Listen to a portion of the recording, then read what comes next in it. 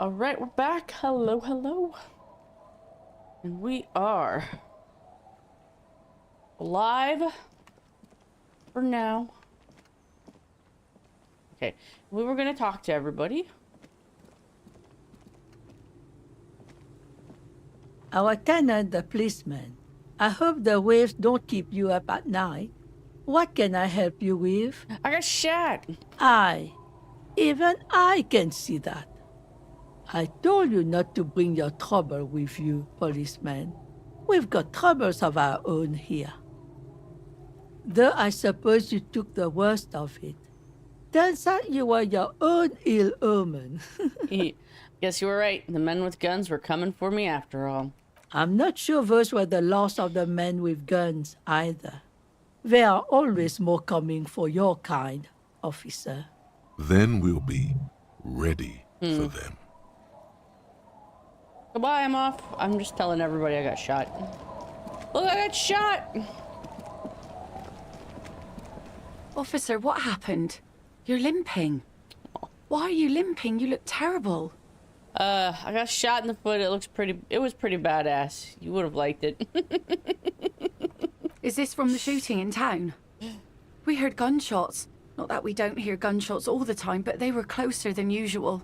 There was an exchange of fire on Rue de Saint-Guylaine. It's nothing to be worried about, madame. You didn't only get shot. I dodged a second shot. I also cannot get shot. Well, good for you. Maybe that's a bad thing to tell people. Of course. Can I help you with something? I'll be back.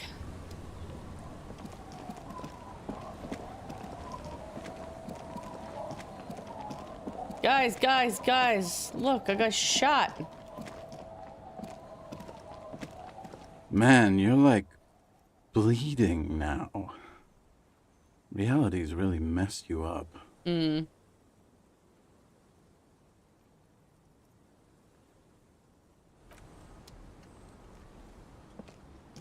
legend! He's back. And firstly, I got smokes and piss and a little speed to spice things up. Give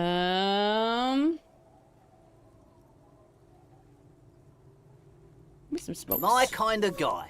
Here you go, friend. That guy just says, don't call Abigail. Okay. Go see all our other friends. This guy's probably not there. He's like, I was just on vacation with my son. I do not want to get shot.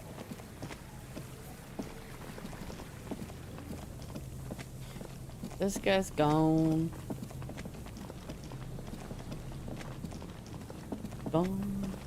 Gone. Six.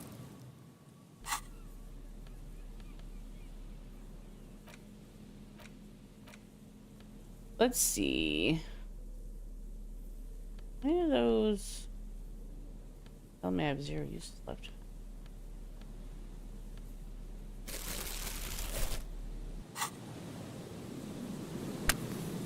Oh, because it's behind the thing.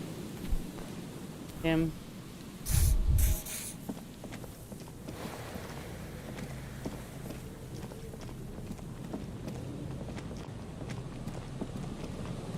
Nothing out here. Why'd I come out here? There's no people. Let's go talk to the kids. I got shot.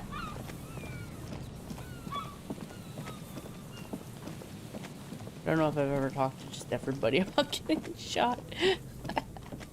Oh,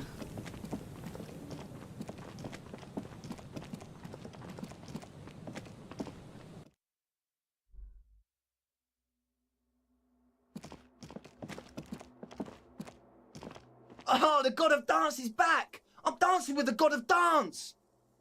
Goodbye, officer. Hey, so. Hard cop.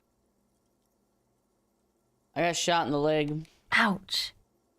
I did notice you limping, but I thought maybe it was your thing or something. What, like my penis? When I was 16, I used to date this guy who had a limp, but it only showed when he was sober.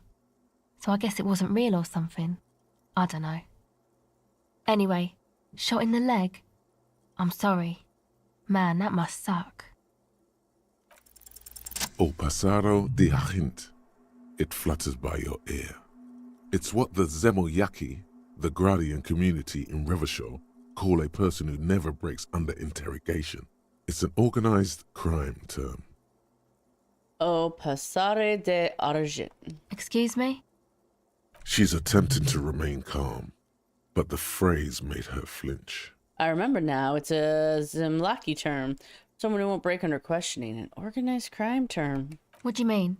Silverbird. All right. My father was a Zemyaki. He died years ago. He was a bad man. Not a lot of good things to say about him and what he did. He bought the family a huge house, so we got to live, at least temporarily, in a giant castle in Jamrock. And then he died. What happened next? What do you think?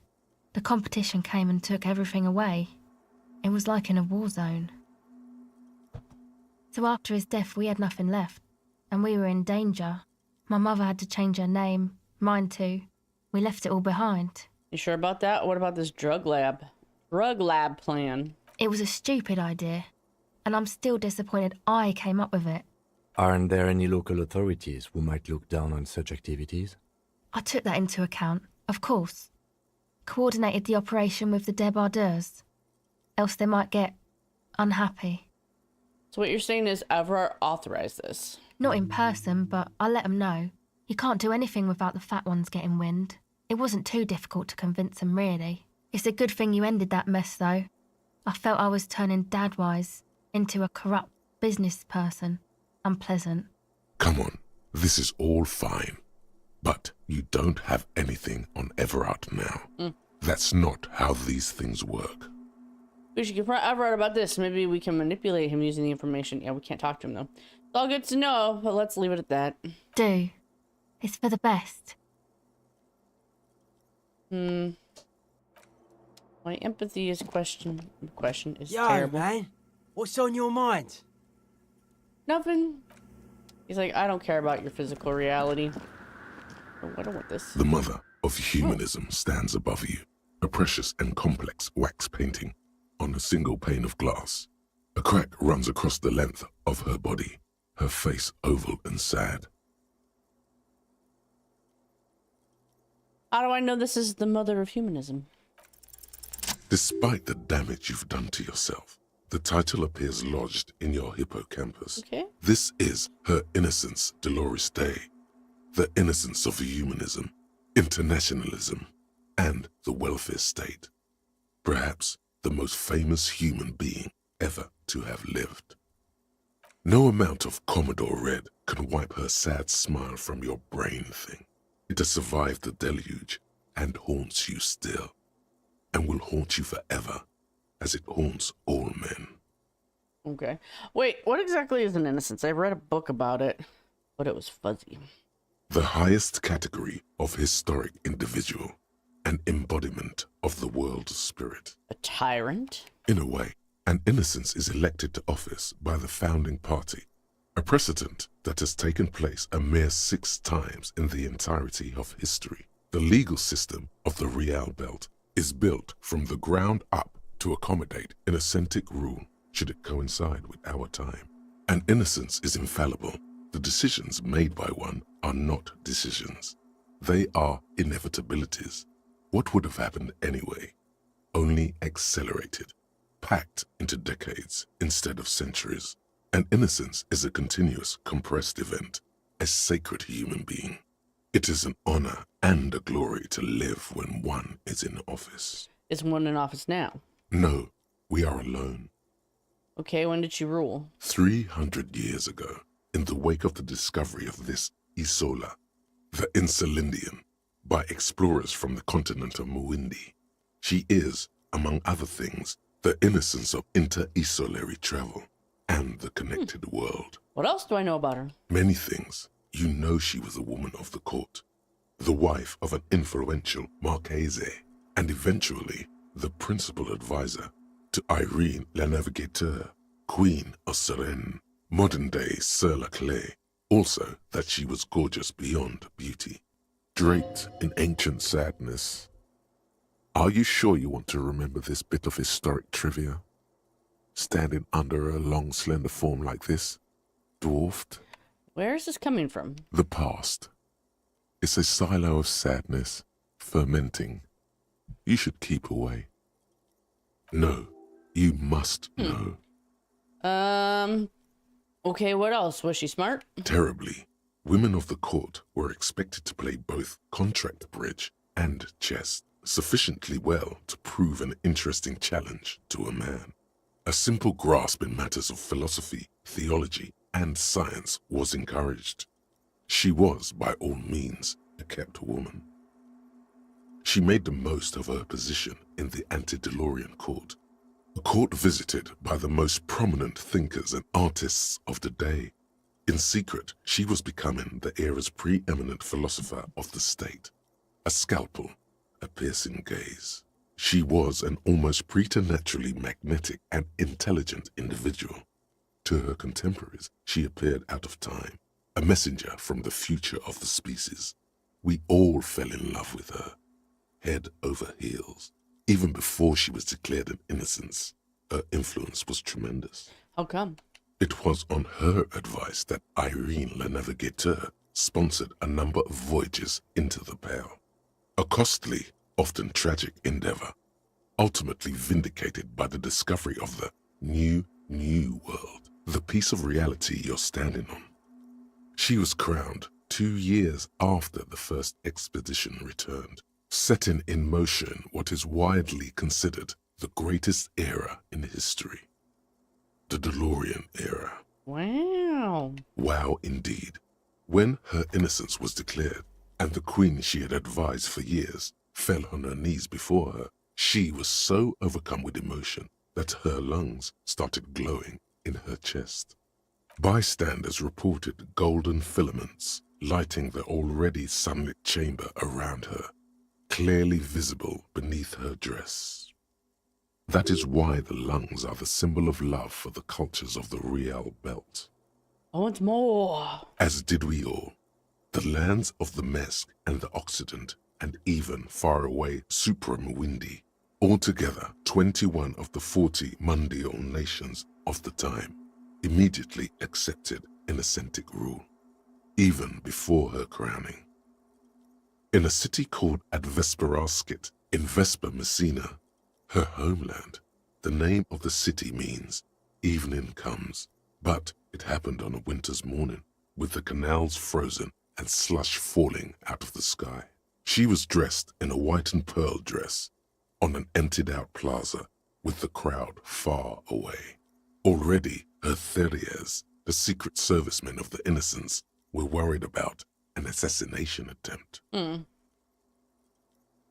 don't care how she looked. I don't care. It doesn't hurt me. Oh, she was insultingly beautiful.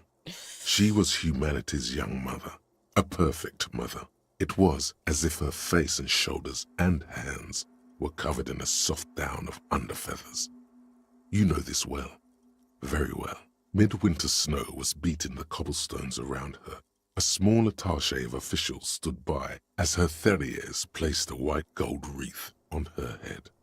The crowning was mostly witnessed by secret servicemen. Then what? One of the men in this secret service killed her 22 years later. A young man who had come to suspect that Dolores Day was not entirely human, but something else. What's that? Something that had walked in our midst, watching us stumble for hundreds, if not thousands of years, until it decided to interfere in the course of our history. We were supposed to come up with this ourselves. The man was reported to have screamed at the Innocents. Dolores Day was shot in the chest with a fowling piece 8 times.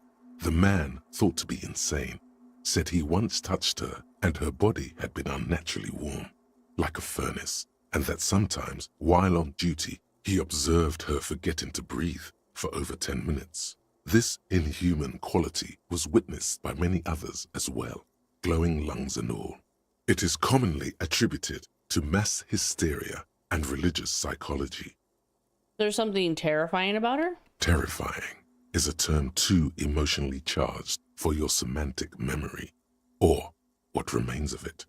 But terrifying, it's a simple word. She was bad for humanity, and you shouldn't have started thinking about her. No, was there something bad about her? I want to know. You already do. Although she is often considered to be the greatest human being to ever live, there was something ominous about Dolores Day, constantly surrounded by her Ferallaires. I am so tired this morning. She was the most socially secluded and least self-aware of all the innocences. Some modern thinkers would consider her a war criminal for the campaigns she waged against the Mesk state. And then there were the resettlement programs. What happened? The Mesk state tried to detach itself from Innocentic rule.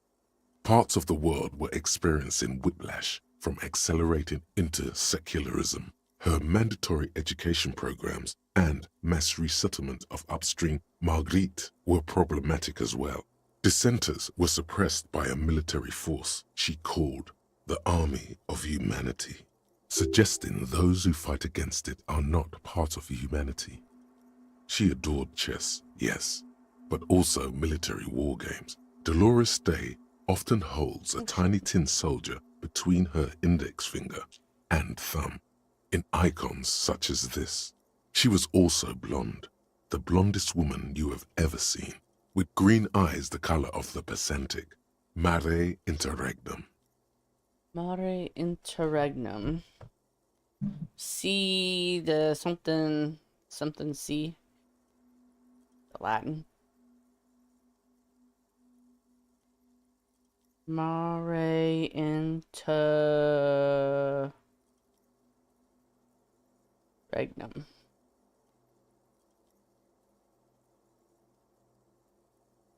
A large inland sea between something. Like the Dead Sea or something? An inland sea. Little is known of her Marchese husband. It's as if he vanished from history after completing his role, which was to introduce Dolores Day to court. In conclusion, yes, there is something lonely, paranoid, and even terrifying that people seldom mention, but feel when they think of her. This subtle terror is part of her iconography. Lieutenant Yefreighter, you've stood there for over 5 minutes.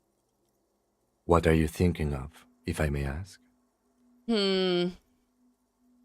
She's somehow connected to the case? That's mega cool, man. You coming up with theories in here like that. Right on. We should board that old spooker up, Andre. It'll only disturb the people when they're trying to dance, unshackled by the failure of humanism. How about we don't do that, Noid? She looks cool. A jigsaw of broken shards falls into place in front of you, a ghostly reconstruction of the stained glass window. Before it was shattered, there was an older woman beneath the younger one, and a text, a light motif below them both. What shattered this?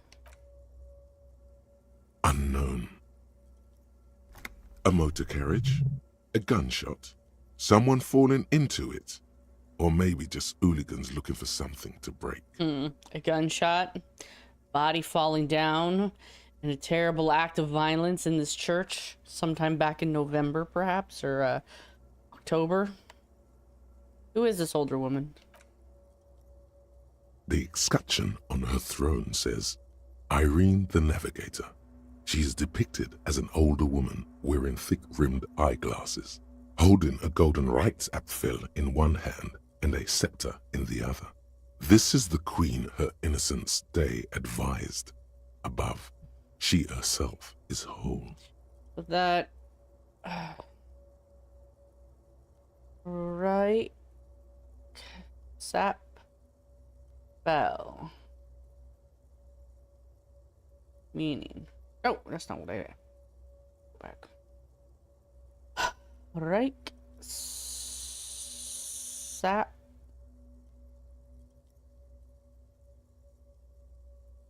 Bell. Yes, translation to English. Orb. What did you... Okay. That's not very helpful.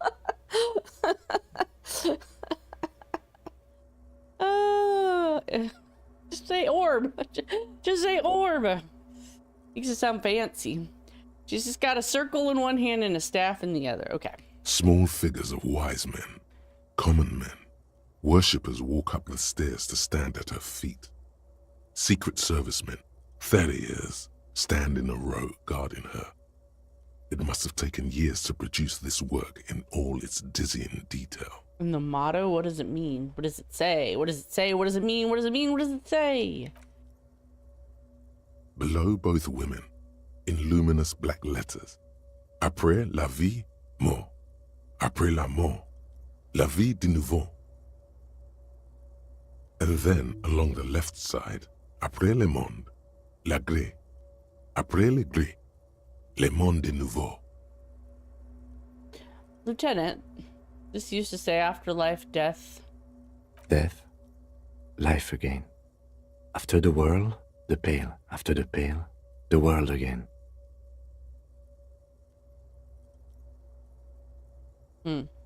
This exaltation is common in Dolorian sacralism.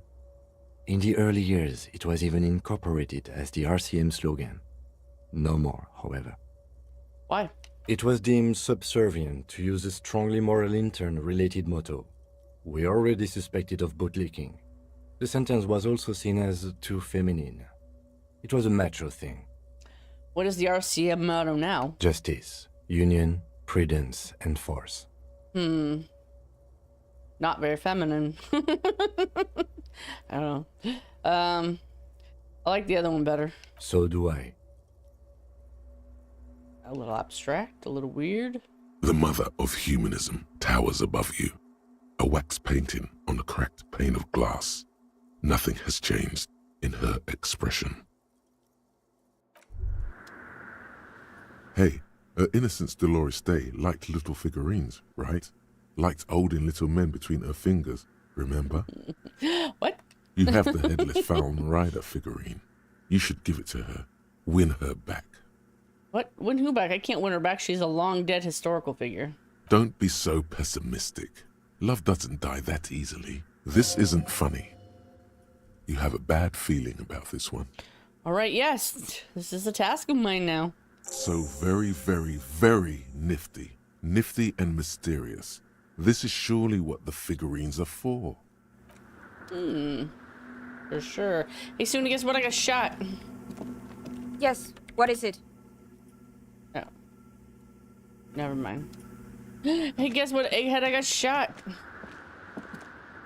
Good morning, comrade! Yeah! Harder car!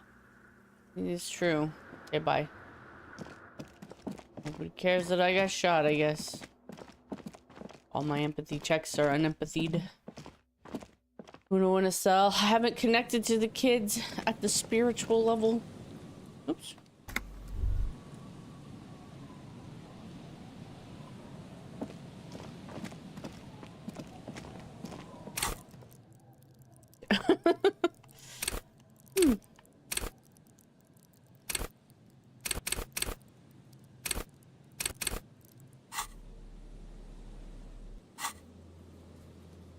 Gotta go to the island and offer a figure to Dolores Day. Okay, how are my thoughts coming along?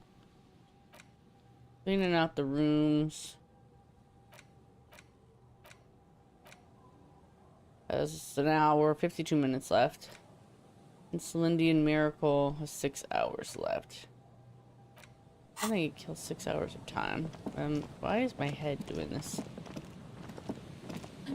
I learned about the innocence and now, oh my god, now I'm just stuck like this.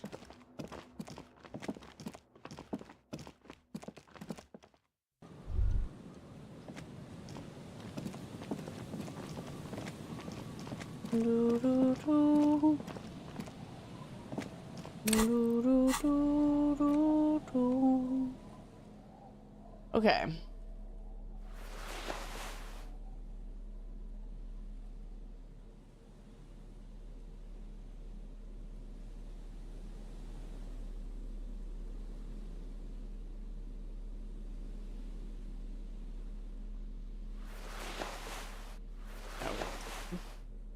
We want to be in control and crazy. Oh, no, we want to see things better.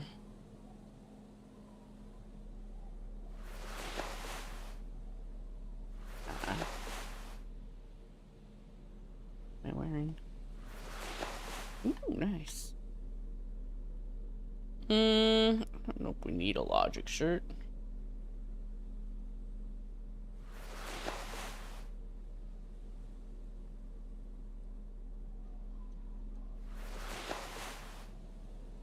My empathy shoes. Just feel in the mood for shivers. What do we got here? Composure.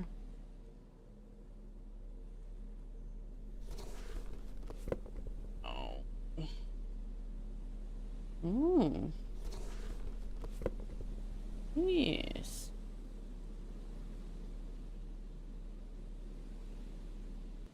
I'm giving up on my comrades. Ugh, why is my head like this? Do do do. Do do do do do. Kids, guess what? I got shot. The scruffy-haired little boy kicks a stone while the other watches. Okay.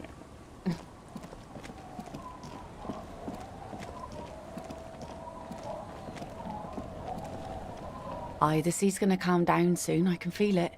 The wind is turning southeast. What's on your mind, officer? I need to get to the island. That won't be a problem. It's wind still and the tar just dried. We've got 2 days of relative sunshine ahead. 2 days of sunshine. I just got a bacterial infection. I'm sad to hear that. Take care of that with ether, will you? Don't get too many RCM men round here. Be sad to lose the first one. That's cool. You boasting your bacterial infection like that.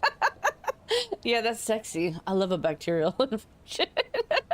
What the fuck? Can we borrow your boat? If you promise to bring it back. And no scraping the hull. I just got it nice and yellow. And no drinking on the boat.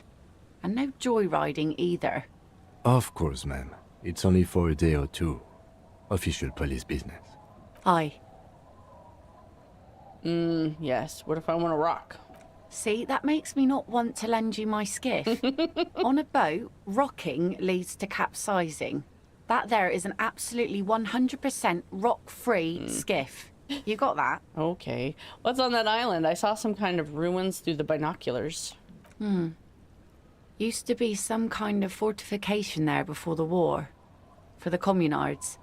An anti-aircraft gun, I think. Bombed to bits in the landing. I haven't been there myself. Always steered clear of it. Hasn't been there herself. Who has then? You said you haven't been there yourself. Who has then? My husband used to drink there.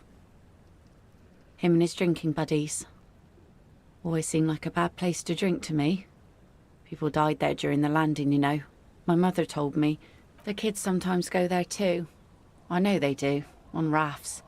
I tell them not to, but they bring back old bullet casings and such. Which kids? The twins. God forbid they bring the girl along on some rickety barge. Can we maybe ask your twins about that place before we go? Would that be alright? Be my guest. They've a strange way of talking. See if you can get anything useful out of them. I seldom do. Is there anything I should know about getting there? Well, most of it's sunken. Underwater. That means concrete underwater. Cut your boat if you're not careful. Be sure to enter from the south side. Water's deep there. Aye, aye, Captain. Thank you. We'll use your skiff to get there. Please be conservative with the fuel, will you? Just filled her up, but it's a small tank. Okay. Thank you. Love Lillian. I love Lillian.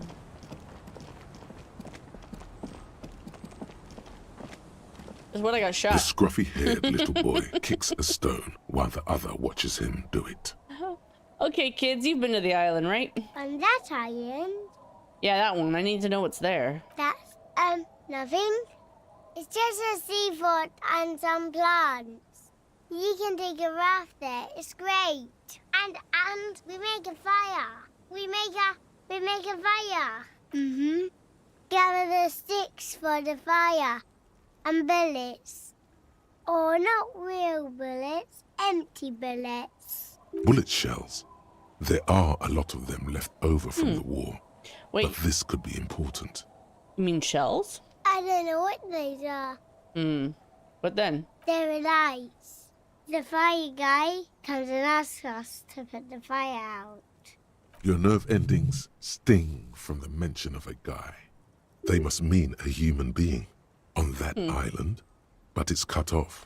Someone lives on the island? No. Yes. Let's go with yes. Why is he the fire guy? Because he asks to put the fire out. Why do these kids talk like they're 3 years old when they're like 12? I don't get that. Why are you letting 3-year-olds on a raft? And why do your 12-year-olds sound like babies? Okay. Why does he ask you to put the fire out? I don't know. He doesn't like it. He don't like people to be there. You shouldn't go. It's such a contrast to Kuno, who like is a foul-mouthed frickin' basically adult. Okay, maybe they're not 12, they're like 8 or whatever, but still. Pretty sure you can form full sentences at 8 years old. I distinctly remember being 8 years old and smoking cigarettes. I was much more like Kuno than these little kids. And if they're not 8, or they're kind of big, maybe they're 4 or 5, but I guess if they're 5, they could get on a raft and go across stuff. Make the little girl even younger. She looks even older. I think they're her little brothers. Something wrong with these kids. Living in these shacks. Too much asbestos or something. Yes. Because he doesn't want to. He agrees with me. Smoke traces. You mentioned something about lights? I don't know. Did you mean there are electrical lights? Yes. Is there anything else you could tell me about this guy? Age? Does he live there? No, he doesn't live there. I don't think. No, he lives there. Been there twice, 2 times. He doesn't live there. He isn't there sometimes. Anything else? What does this guy look like? I don't know. We ran. He just yelled we shouldn't be there. Your father used to go to that island too, didn't he? Our father killed himself. Don't say that, he didn't. Say nothing. I'm sorry. No. Technically, he got himself killed, which is slightly different than intentionally killing himself. Although practically, it still sucks. Is that all you know? Is there anything more you can tell me about the island? There's Lights, fire guy. We should check up on that island. Okay, bye kids. Stay masculine.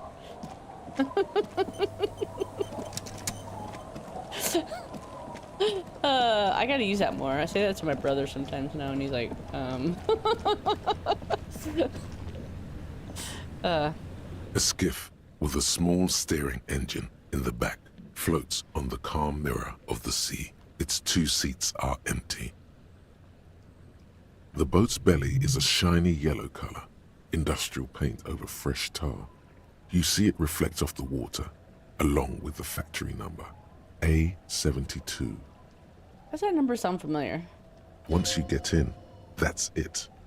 One pull of the starter handle, and you're off into the bay. A strange trepidation comes over you.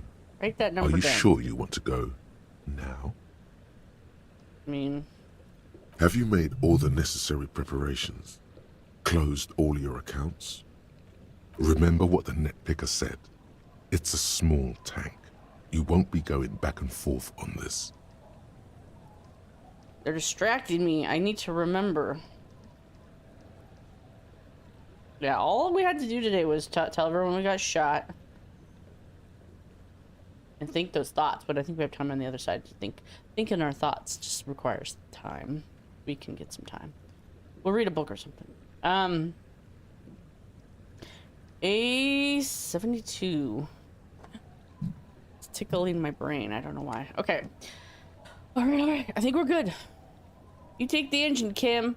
I'll hold the boombox. What? What? How else are we gonna listen to... I don't listen to Sad FM. You heard me. Don't make me repeat myself. What else are we gonna do? Are we gonna blast Sad FM on our way to the island? Fine. Let's blast Sad FM then. Get in and ride to the island. I wanted to listen to Speed Freaks FM, but...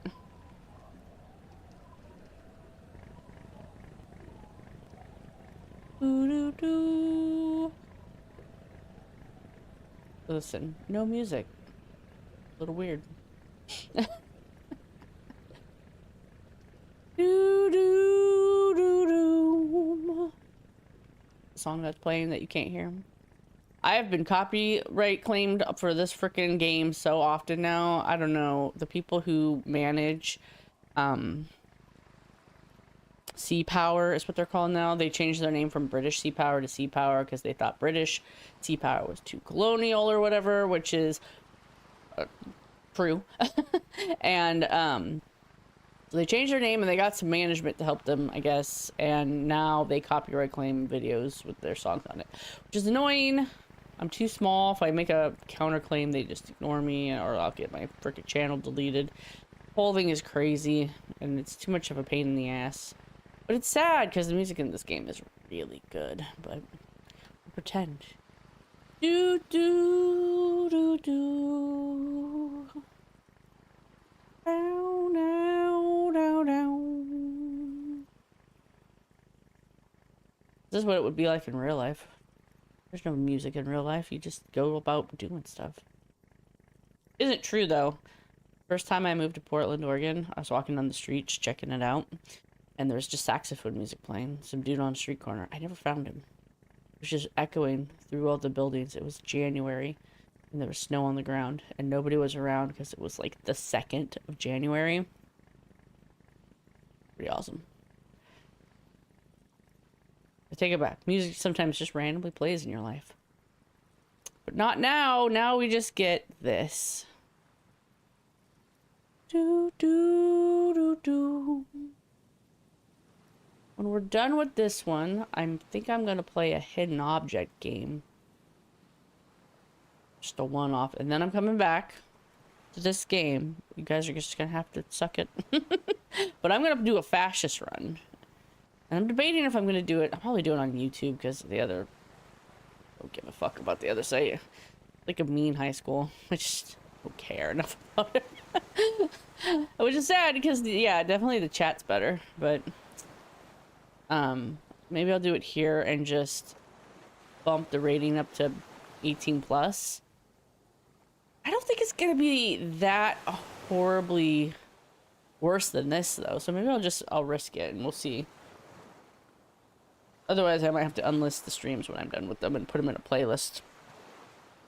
Then probably no one will watch them, but we'll see. Do, do, do, do.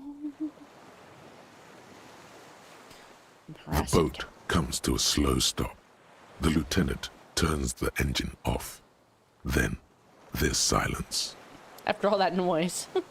In the silence, a sputter of wings. A flock of quails takes off in the distance. There is very little wind here today. The ghost is standing still. You look at your arms, then the cliffs above you. Let's go. Do, do, do, do. Alright, I just have this halo now. A makeshift bridge. The bombs are powerful enough to break the foundation. Rust chains trail off into the ocean. The chain trails off into the ocean, connecting the island to the supply depot on the coast. Point to it. That leads to the depot on Land's End. Ah, yes, so it seems. What do you think it was used for? For bringing munitions to the island, maybe? And supplies? You could also lock the bay when you raise the chain.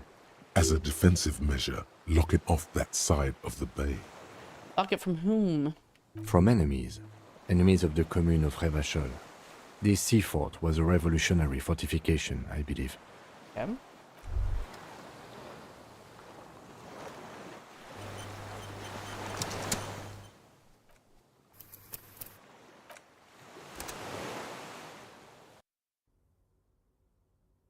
We can get rid of this halo. We cannot get... This is our halo now. We have ascended. These stairs feel ancient. Soldiers' feet ran up them a long time ago.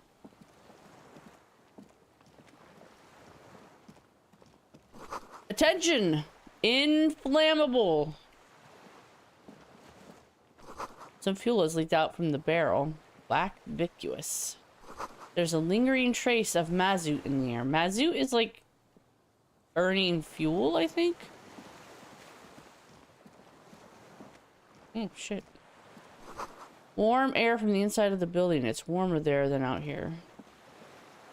The dry grass crackles under your feet as you stop. Far away, birds' wings touch the still surface of the sea. What's that flutter? The flock of quail departs. Now more than 100 meters away. 102, 105. Underneath the flutter? On the islet, there is almost no wind. Just the light movement of air through the reeds. Bulrushes swaying on the waterline. Long dried leaves chafing against each other. Like a silent orchestra tuning at the beginning of some major work. Of great importance to the few who attend. To the west? A silent hiss. Sea air moving through the needles of a pine tree. This is usually shivers, not hearing. But I have like boosted hearing because I took a special thing. Silent hiss. The faraway roar of the city. Distant like today's dream. Before it, the sound of sand. The low tide filtered through its grains. A bird tending to its feathers. Ahead? A low hum. The air slowly moves through a concrete box. Through its ancient slits and cracks. Resonating. Hollow. A big building. Further beyond that, further north. Air flows out of a pillbox window. There is very little there. The air cossets flowers on a meadow. Absolute silence. Reeds motionless. Bulrushes motionless. And below the silence? Col de Mamadakwa. Oh, de Mamadakwa. We are way out now. Oh, yeah, we are. Way out in the west. No, it's just your imagination. You can't hear such things. Kim. Yes? This is where a lesser man would stop to think about the pain shooting up his right leg and into his groin. Not you. You're concentrated on how. You notice how quiet it is? I have. Is that why we're stopping? Wait, I have to listen to one more thing. The lieutenant nods in silence. Open your eyes and stop listening. Hot damn, that was interesting. Listen to the silence. The sound of silence. And in the naked light of soul. No way to get up there. You recognize this little birch from the coin-operated viewer. 10,000 people, maybe more.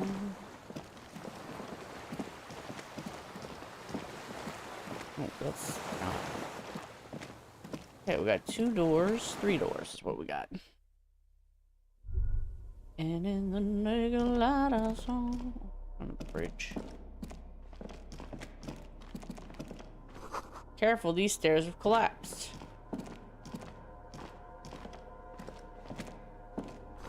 Books, mostly fantastique and historical fiction. I love the fact that people are educated enough to read. Dishes sustained with sauce and fire, a survivor's kitchen. And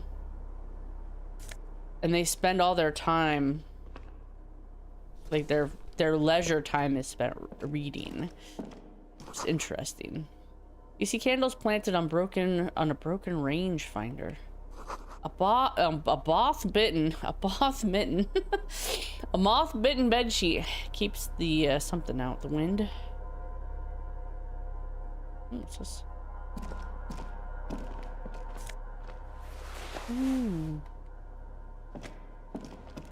Books and magazines lie scattered on the floor and on a makeshift cupboard. They are not particularly well organized. Shift through them. Most are soft covers, serialized fantastique and detective stories from the 20s and 30s. This disparate digest includes the classic Animal Adventures, I like Animal House, or what's the one, Watership Down? among what is mostly commercial fiction and serialized stories. You find a magazine cathodique for electrical engineering. Then it's back to pulp. Light erotica, an international thriller about circuit benders. Someone's made themselves a home. All things communist. How does anything unusual stand out? Not that you can tell. This is a digest of someone who's dead bored. Most of it is for entertainment purposes, fittingly right next to the radiola on the floor. Nothing out of the ordinary. Maybe it's a little old-fashioned. There's a nude mag. More than that, you can't say.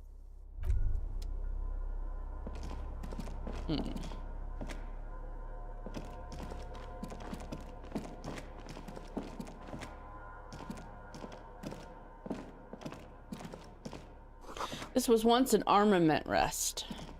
Okay.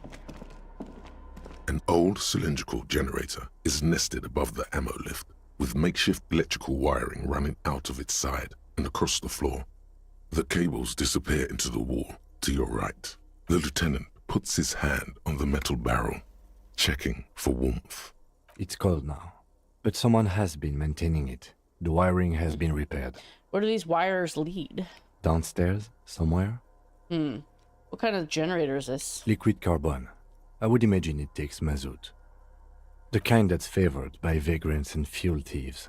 It's been a long winter, long and cold. If anyone stayed here, they'd need a generator. Yeah, let's see. I need to know. I've looked this up a million times. It doesn't stick in my head because it's so old-fashioned. Mazout meaning the low-quality, heavy fuel oil used in power plants and similar applications. United States and Western Europe by using FCC or RFA processes, mazout is blended or broken down with the end product being diesel. So it's like a heavier diesel, like filled with still crude oil. So they filter that shit out to make like regular unleaded gasoline and diesel. Or at least diesel might still have lead in it, doesn't it? Is diesel unleaded? All I know is that the heavy use of cars that arose in like the 70s sprayed so much lead in the air, they think it dropped the IQ points of Gen X by like 5. So, you ever think they're kind of mean and stupid? It's not their fault. They just have lead poisoning. All right, tap on the side. A hollow ring. The canister is empty. Dust falls from the generator and down into the ammo lift. What does this mean? A generator here? I don't know. I'm not a philosopher. I meant, why is it here? Someone who has basic electrical skills has restored it in order to keep the room warm. Maybe it's the fire guy. The wind outside picks up suddenly, with a faint howl. Inside, it's warm. Let's leave. I don't know why.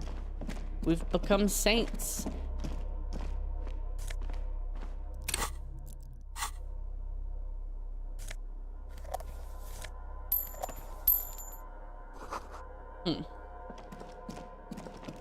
I could unlock conceptualization. Hello? How do I get through? Just let me out! Green paint flecks off the monoblock aluminium cabinet. There are rows of switches on the front panel, a frequency band, and even a keyboard. Run your fingers across the keyboard. The keys rattle like teeth. This keyboard hasn't been functional in decades. What is this then? The console of an anti-computation device. The generator upstairs, with wires coming out, they terminate here. And what does this console do? Urgence, ouvert, allumé, radiodiffusé. Sounds like this device was used to control the electronics here. Maybe it still does. This device was used to control the electronics in the room. It could open doors, control lights, function as a radio computer. Turn emergency open. We need to restore power before using this, officer. The generator, it didn't look like there was fuel in it. We should look around outside. There are barrels all over. Maybe one of them still has something in it. The boat engine. Failing that, we could go back to the mainland and get some from... My kinema. I don't want to do that. Let's just look around. It's like, fuck you, no. The consul stands by, mutely. Okay. Hatch is jammed shut. Let's...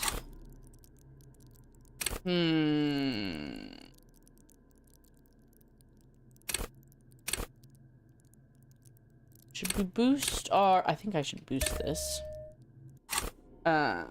Just because I think we're gonna need it. Find some fuel oil. Give Dolores Day some figurines. I'm never gonna be able to do this. I don't know what happened there, but it just like messed up. Looking for the firearm and determine where the shot came from. Yeah, I'm not gonna get the race enigma stuff. That's okay. I wanted to look at my new clothes. Damn, I got like 1, 2, 3, 4, 5, 6 items theoretically that I did not get. Oh my god, hand-eye coordination, empathy. Light of the underclass. Army. Sucks to be poor. You got no cool when you're poor.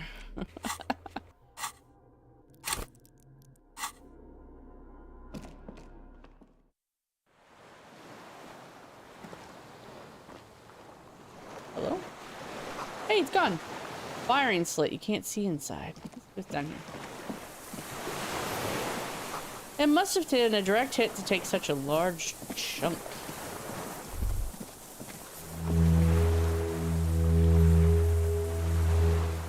The distant sound of cargo ship signal make a bunch of noise.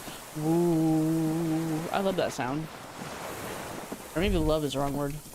Reed sway strangely.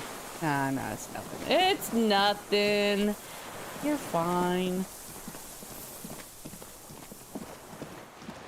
Ooh.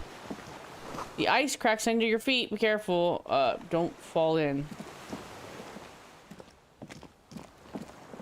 Don't fall into the ocean.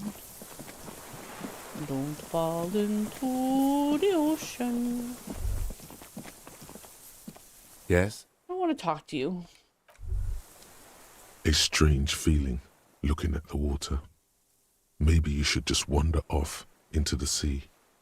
Leave it all and walk in. Defeatist. With a bottle in your hand. Bottle in my hand? Always. Why? Perhaps there's someone there, under the water, waiting for you.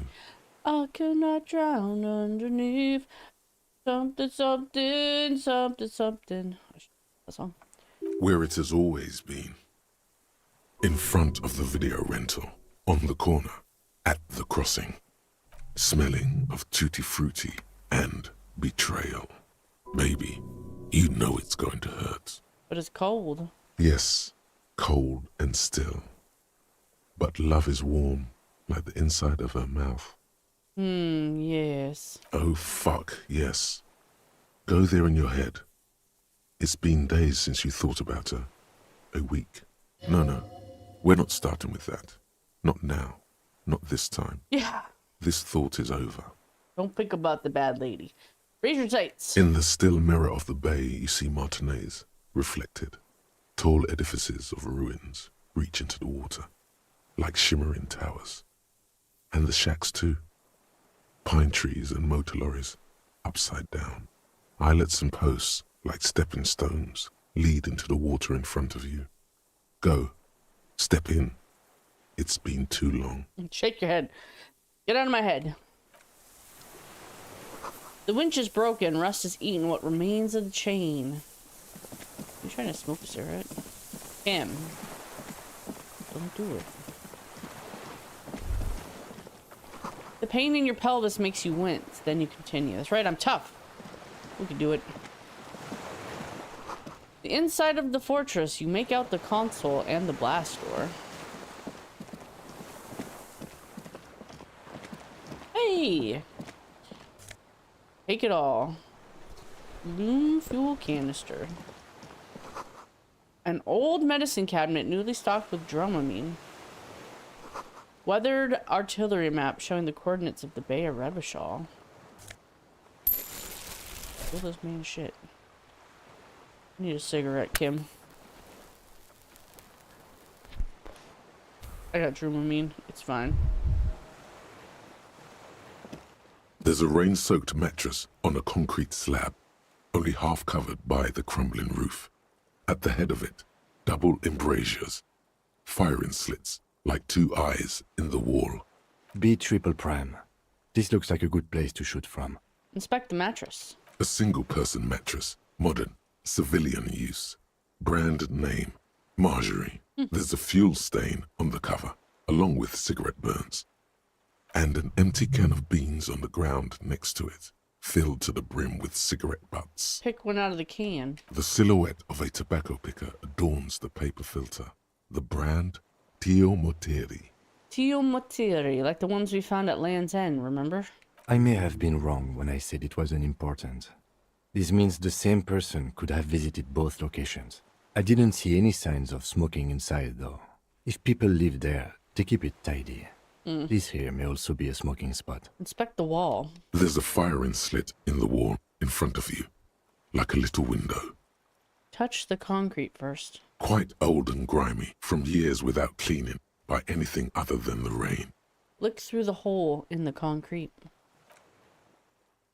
The springs screech as you lean on the mattress and crane your neck to look out. Trepidation, a tingling feeling in your stomach. A small piece of Martinez coastline opens up in the square in front of you, like a tiny landscape painting. 1 kilometer across the water, the ruins look familiar. On the left. A towering skyscraper, its top floors shaved off by artillery fire. Capeside apartments. Rue de Saint-Ghislain, 33A and 33B. On the right. The red chimney and collapsed back of the 4-story tenement in front of the whirling in rags. Rue de Saint-Ghislain, 10. The doomed commercial area. And in between. The box-shaped silhouette of the whirling in rags. Its sloped roof, a tiny fleck of light catches your eye on the rooftop. Sunlight reflecting off the upstairs window of Clausia's room. Motherfucker. What does that mean? Do you have line of sight to the window? More than that. Kim, with a pair of binoculars, I would be able to see inside the room. A pair of binoculars? Or a scope of a rifle? You'd be prone, lying on a mattress, barrel resting on the embrasure. Cheek against the cheek rest, hand on the hair trigger. On a calm day like this. Kim, I can make it. I can make the shot. Good. I think we have it, Detective. The origin of the shot. This is the sniper's nest. Yes. Affirmative. Finally. In our defense, nothing pointed here. Many leads pointed elsewhere. Yeah, you're right. He looks north, over the fortification, then at the mattress. Then again, his face twitches. Could the shooter still be here? Where? In Martinez? I have always assumed it's someone local. He feels uncomfortable suddenly. We should move now. Cleaning out the rooms. What if you didn't lose your memory? What if something in Martinez came and stored it all away, for you to slowly open one box at a time, so you can choose which parts to keep? Keep almost none of it. Only the flowers on the windowsill. Only the distant sound of a radio. Lose all the actors, the dark shadows. Leave only the still lifes. The blissful distant wash of waves. If everybody knew, you never did. She'll be coming soon. That is all.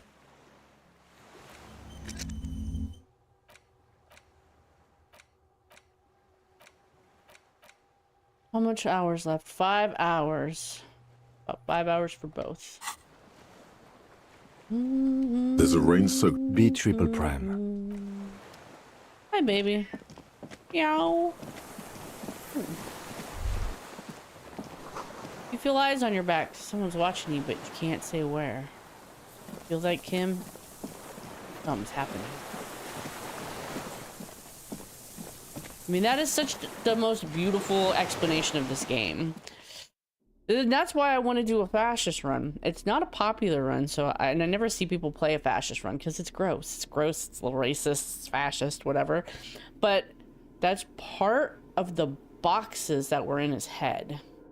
Not necessarily, and just because these are boxes that were in his head, everything from the, you know, weepy, emotional, high empathy one to like the fascist one, doesn't mean that's who he was all the time. These are just boxes in his head, and they've been scattered all over Martinez, and he's collecting them, right? And so they're more emphasized than maybe they would be before this incident.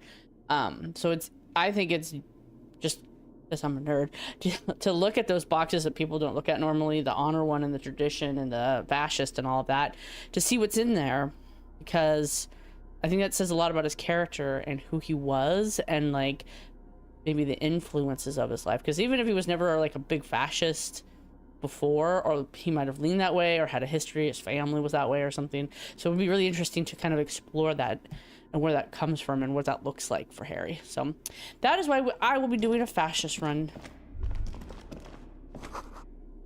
Water rushes below, far down below. So it will not be because fascism is cool or anything stupid like that. It will be so that we can study this character more. Twin cannons were attached here. Medium distance, large caliber. Okay. Oh. Cat's freaking out. Cat, don't freak out. I'm gonna have to go, get her. What are we doing?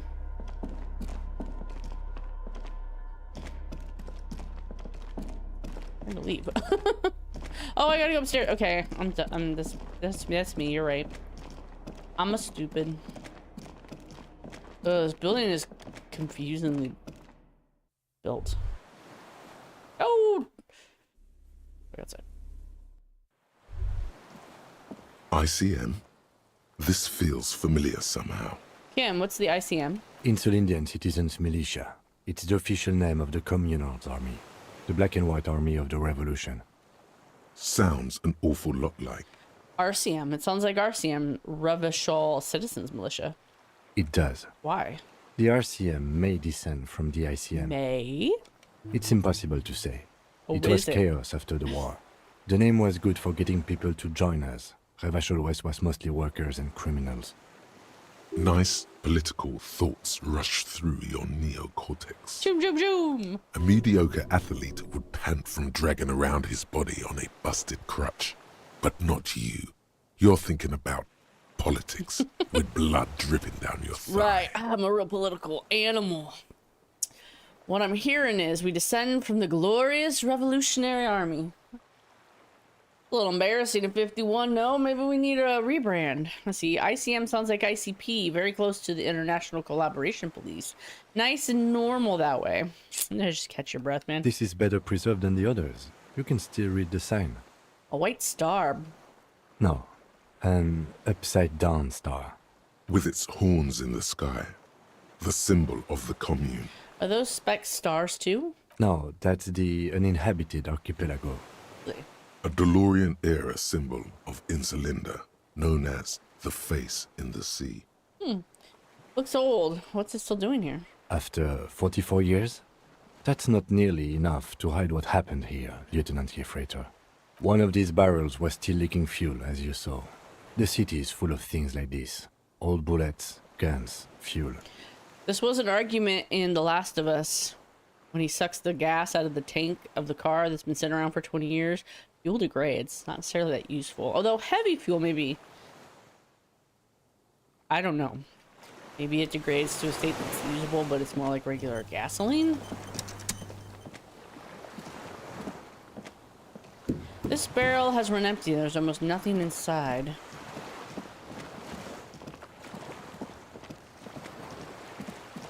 Do, do, do, do.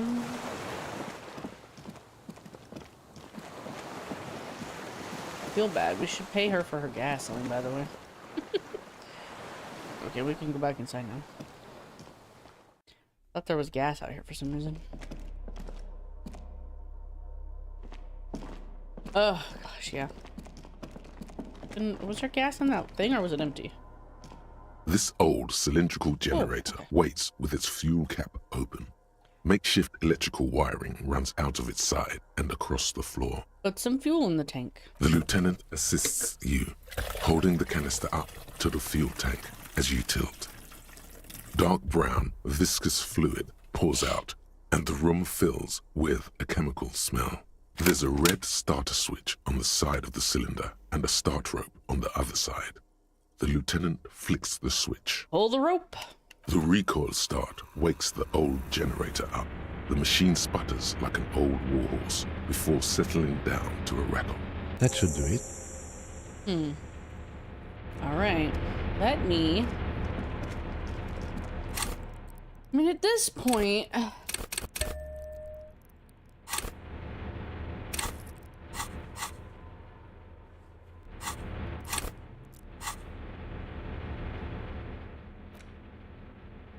What have I got? Conceptualization. I gotta put on my... I gotta... Whoops. Put on my white glasses. Don't I have a good pair of conceptualizing...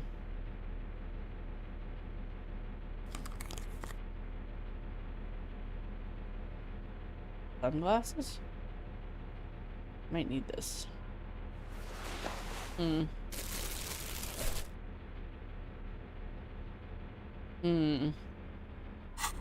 Let's smoke a ciggy.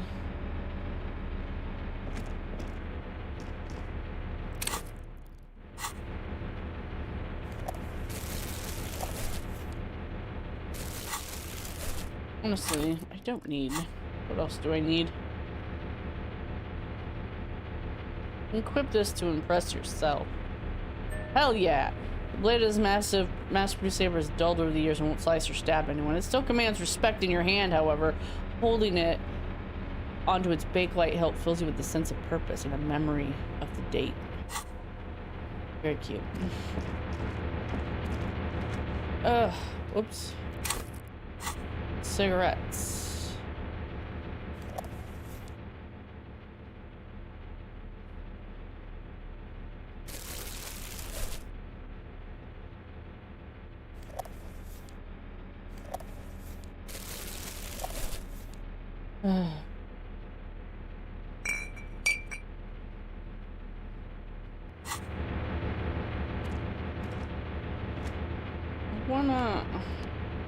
I wanna take a wet.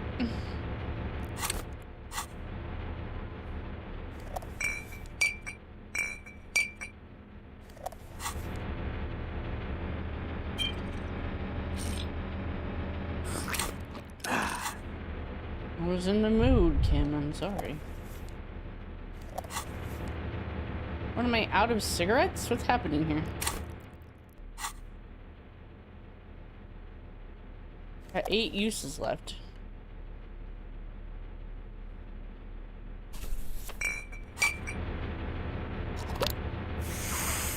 Oh, but that's not what I wanted. Kim's like, what the fuck, man? Sorry, my leg hurts. I just... Kim, I'm sorry. I'm just trying to smoke a cigarette. Please, I just want a cigarette. Oh, come on. I just want a cigarette, man. Man. Soft covers, serialized Fantastique, and Detective. Oh yes, under the bed, there is a rather extensive collection of critical theory, that is, dour, life non-affirming left-wing literature, published by small imprints such as Abattoir Firm and Ouzia. It's not exactly like reading. Look, Kim, powerful communist theory, rigorous and truthful. Look, Kim, deranged commie ranting. Look, Kim, downbeat dribble for people who can't get shit done. Look, Kim, a book, left wing. I have no comments, do you? Ouzia. Humanitarian sciences. Stands out. Not a lot of critical theory around in Ravachol West anymore. Your incendiary remark has failed to provoke him. Wasn't there some in the communist students' room? The student in the apartment building seemed to have some as well. Well, yes. That one student did. The little books seem inconsequential, next to the big pile of frivolous entertainment covering them. Yeah, he hides them under his bed like dirty magazines or something interesting, like they're more interesting or precious to him. Critical theory books, what do you think this means? Again, I am not a philosopher, but whoever has lived here, they have some education and a certain set of interests. Interesting. Interesting, yes, yes. Okay. This way. Can I look at this door? You see a small metal door nested inside a larger one, a heavy steel blast door. There is a conventional keyhole above the handle. It's very small. What's on the other side? Another part of the island, probably. The lock looks like it could still be usable. How do we open it? Maybe this is one of the doors we don't open? He's right. It would be better to open its big brother. A powerful engine hangs under the ceiling. It must control the blast door. Yeah, you're right. We opened the big one. You see the controls anywhere? Yeah, on the console just southeast of here. Remember? Let's look around. Getting the blast door open seems like the best plan. All right, let's go. All right, we'll open the blast doors, and then I'll check that bed out. It's right here. A dim golden glow animates the console. Faint, like a ghost light. Urgence ouvert reads one dial key. Allumer reads another. It's on. Turn emergency open. Automatic boot. This open the blast doors? I think, yes. Let's see. That That one. The emergency open. The blast door opens with a series of clicks. A shaft of light appears, Big door. then widens as the light shines in. Let the light shine in. Let the light shine in. The sun shining. I don't know what's happening. A lot of banging. A sudden wave of anxiety makes your skin crawl. After you. Before outside, when were we walking across the sand, I felt someone watching me. So did I. Not back there, but I felt it since we came here. And what's there? I don't know. A thin wisp of smoke rises from a charred black fire pit. The wind picks up, then dies down again. I'm scared, Kim. Don't be. I have a gun. I also have a gun. I know. It was not easy to acquire. Damn it, Kim will never let me forget that. Kim will never let me forget. Let's go. Actually, let's take a nap. There's a greasy old spring mattress in the corner, resting on piles of soft cover books. White linen and a pillow are visible under a worn-out caracal blanket. Someone has been squatting here. The linen is fresh, recently washed. Oh, oh. How recently? Jesus, kitty. You almost had an accident. You almost fell off and you almost knocked my coffee off and you almost made a big stinkers. A big stinker. Oh.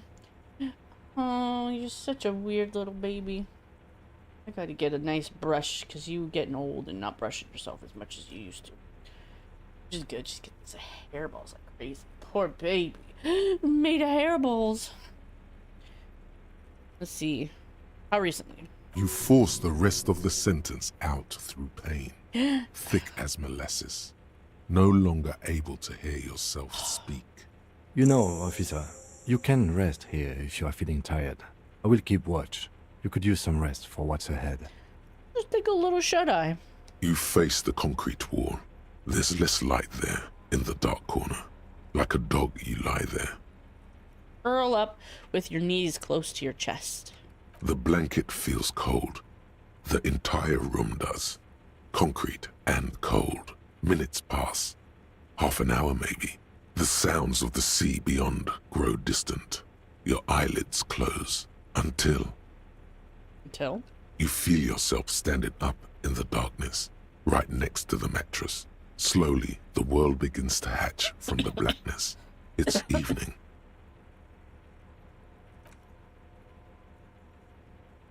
Sleep.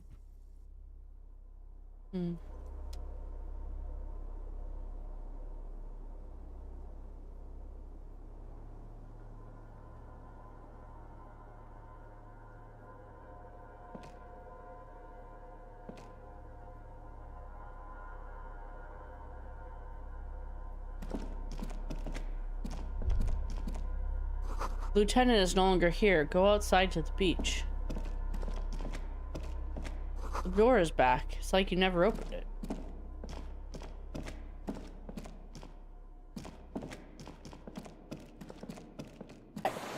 It's back. Piece of shit.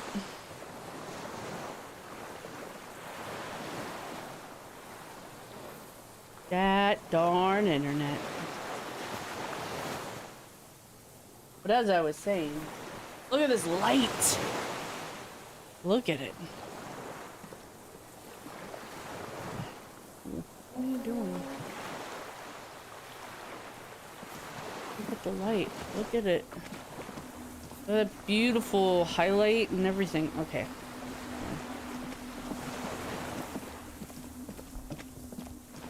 Something like... something about playing this close. Comcast is shit in the bed every fucking time I use it. And I pay a lot of money for it. And I'm about to freaking blow up Comcast. Find their headquarters and blow it up. Just stay connected. What the fuck?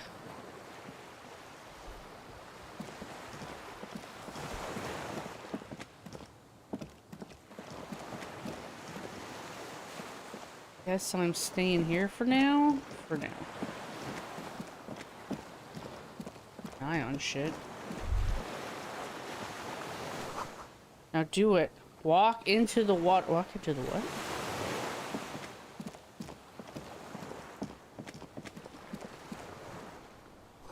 You see her footprints on the water. You? The footprints here? I don't see no footprints. Wait, oh. Hello. Dolores Day, the innocence of humanism, internationalism, and the welfare state turns around to face you. She has an airship airbag in her hand. She seems to be in a hurry. Okay, don't say you need to talk right away. Melt the ice first. This way you're already talking. But you don't even want to talk to her. She would only be cold and mean. Let her go. Let her go. This is the holy queen of the territories of Muindi and Insulinda. Think of the historic knowledge we could glean. This is a once-in-a-lifetime opportunity What to if we win just her back. said goodbye?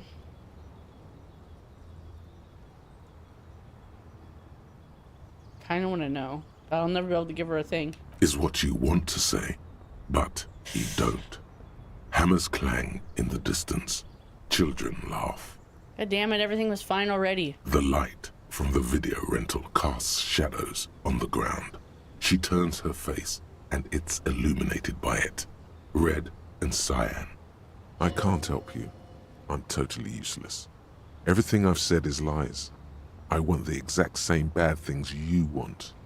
To stand here, like a pillar of salt, saying, Hey.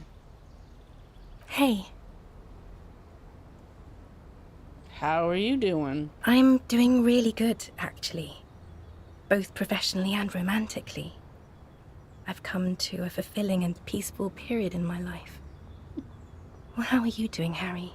I'm dying in a ruined flak tower. Blood is dripping down my chest. God, Harry. You wanted to know. Never tell people the truth. They never want the truth. They want you to lie to them so they'll feel better about not actually giving a fuck about how you are. In case you didn't know. You have to take care of yourself. You're not a young man anymore. If you keep going like this, you'll... desperation is gearing up. This is everything I always warned you about. Something's off. I'm sorry. I was heading to the aerodrome. I just don't have time to... She means she doesn't have time to tend to your emotions. That's fair. Kind of. Then don't ask about them. Like, fuck off, bitch. On a personal level, the Dolores Day shit bothers me so much. I throw my past away all the time. This holding on to this one person is like, fuck them. They don't give a fuck. Let them rot. Get rid of them. Like, who cares? Nobody's worth holding on to this much. I don't give a fuck who they are. they're not actually in your life and don't give a shit, move on. Forget everyone. They just hold you down. I read a quote that saying you want to go back is the same as dragging the dead weight of the past with you. Basically, I'm paraphrasing. I was like, yeah, stop dragging all that fucking dead weight around. Get rid of it. Katie wants to play. So yes, I have so little patience for this stuff. I'll try keep my mouth shut. You don't have enough time to tend to my emotions? She sighs and looks over her shoulder. What are you doing? Stop saying things like that. Well, she said it first. Fuck that bitch. Ugh. Where are you going? I'm going to Morova. To live there, in Grad. It's 1 million kilometers away, Harry. Might as well be another lifetime. What's in the bag? Just my scepter, my globe cruciger, a spare silk gown, a toothbrush, travel documents, the crown of immortality. Just some light traveling stuff. Globe. So globe is orb. It's that probably that orb Irene had. Is it like orb?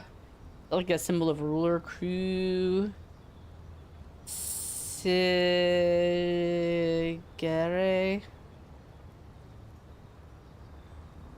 Translation? To English, to Anglais, please.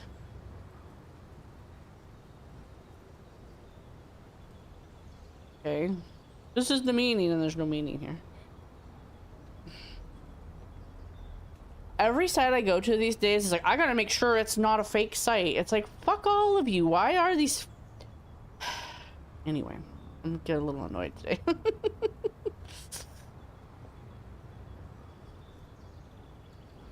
Meaning of the word, crucigerix means crucigerus. Cool. That's fucking useless.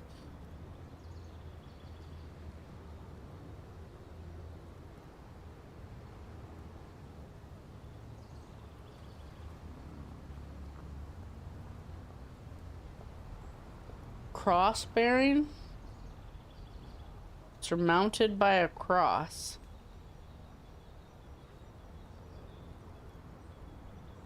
An orb with a cross. Just a circle with a signifying her deity, maybe?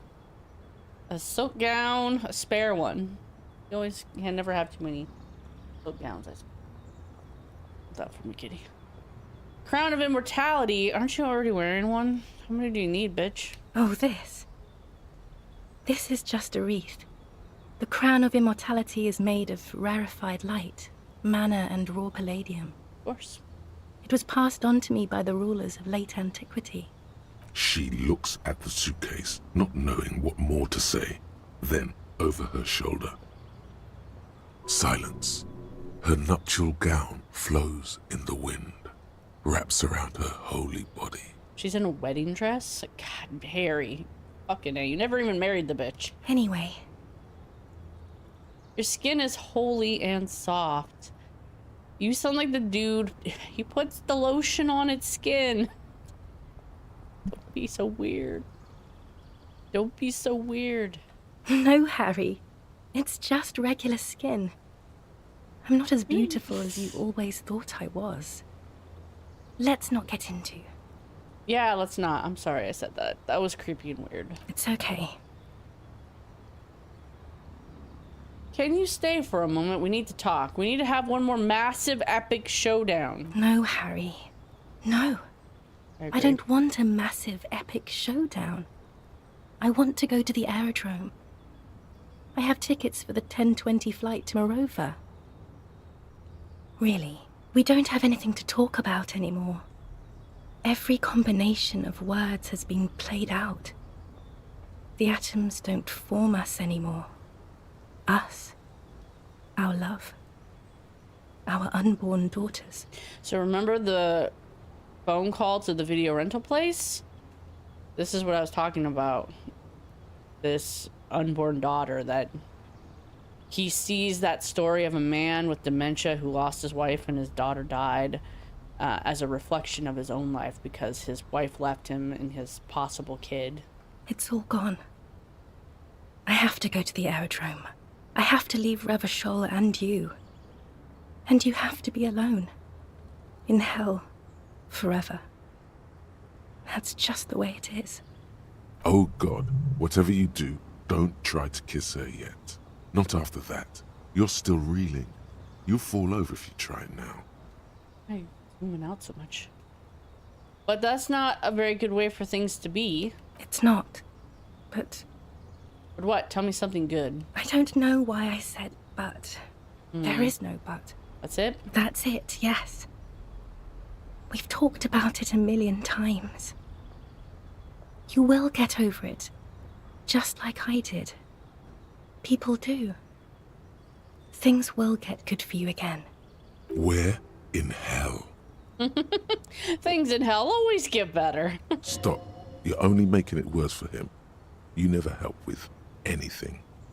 Good from you where in fucking hell? Oh yes, she'll come around now. I made her love you again, Harry. Thanks, Rhetoric. Are you stupid? Probably. She's about to say something. Here it comes. She's starting to love him again. Yes, volatile, angry people are so lovable. Her innocence, Dolores Day, fiddles with the handle of her airport bag. She has a pained expression on her face. It's agonizing. See? She isn't saying anything. I don't understand. It was, she herself said. We were bad for each other, okay? I was bad for you. Can you not see? I'm bad. I had to stop. I couldn't just turn into a bad person. You will get better. It just takes some time. For you, I think it will take something like 20 years, maybe? It was hard for me too, you know? I used to think I couldn't live without you. It'll be interesting to do the fascist run, because that is kind of like a fundamental part of conservatism, is this holding on to the past. It'd be interesting to see. I mean, it would make more sense, all of this holding on to the past. 20 years to get over somebody. They were together a long time, but still. Been 6 years already. Like, that seems like enough time. Maybe, I don't know. People are stupid. Maybe I'm a heartless monster. Probably that one. But I can. 20 years, that's so much time. Yes. It only took me 1 year, maybe 2. Phew. So you felt that way once, that you could not live without me. Yes. But that time is gone now. So very gone. I don't think it'll really take him 20 years, because he's a different person now. Like, it's kind of the implication here, right? Yeah, when I was young, I was deeply in love with you and thought it would take me years to get over that. I'm a different person.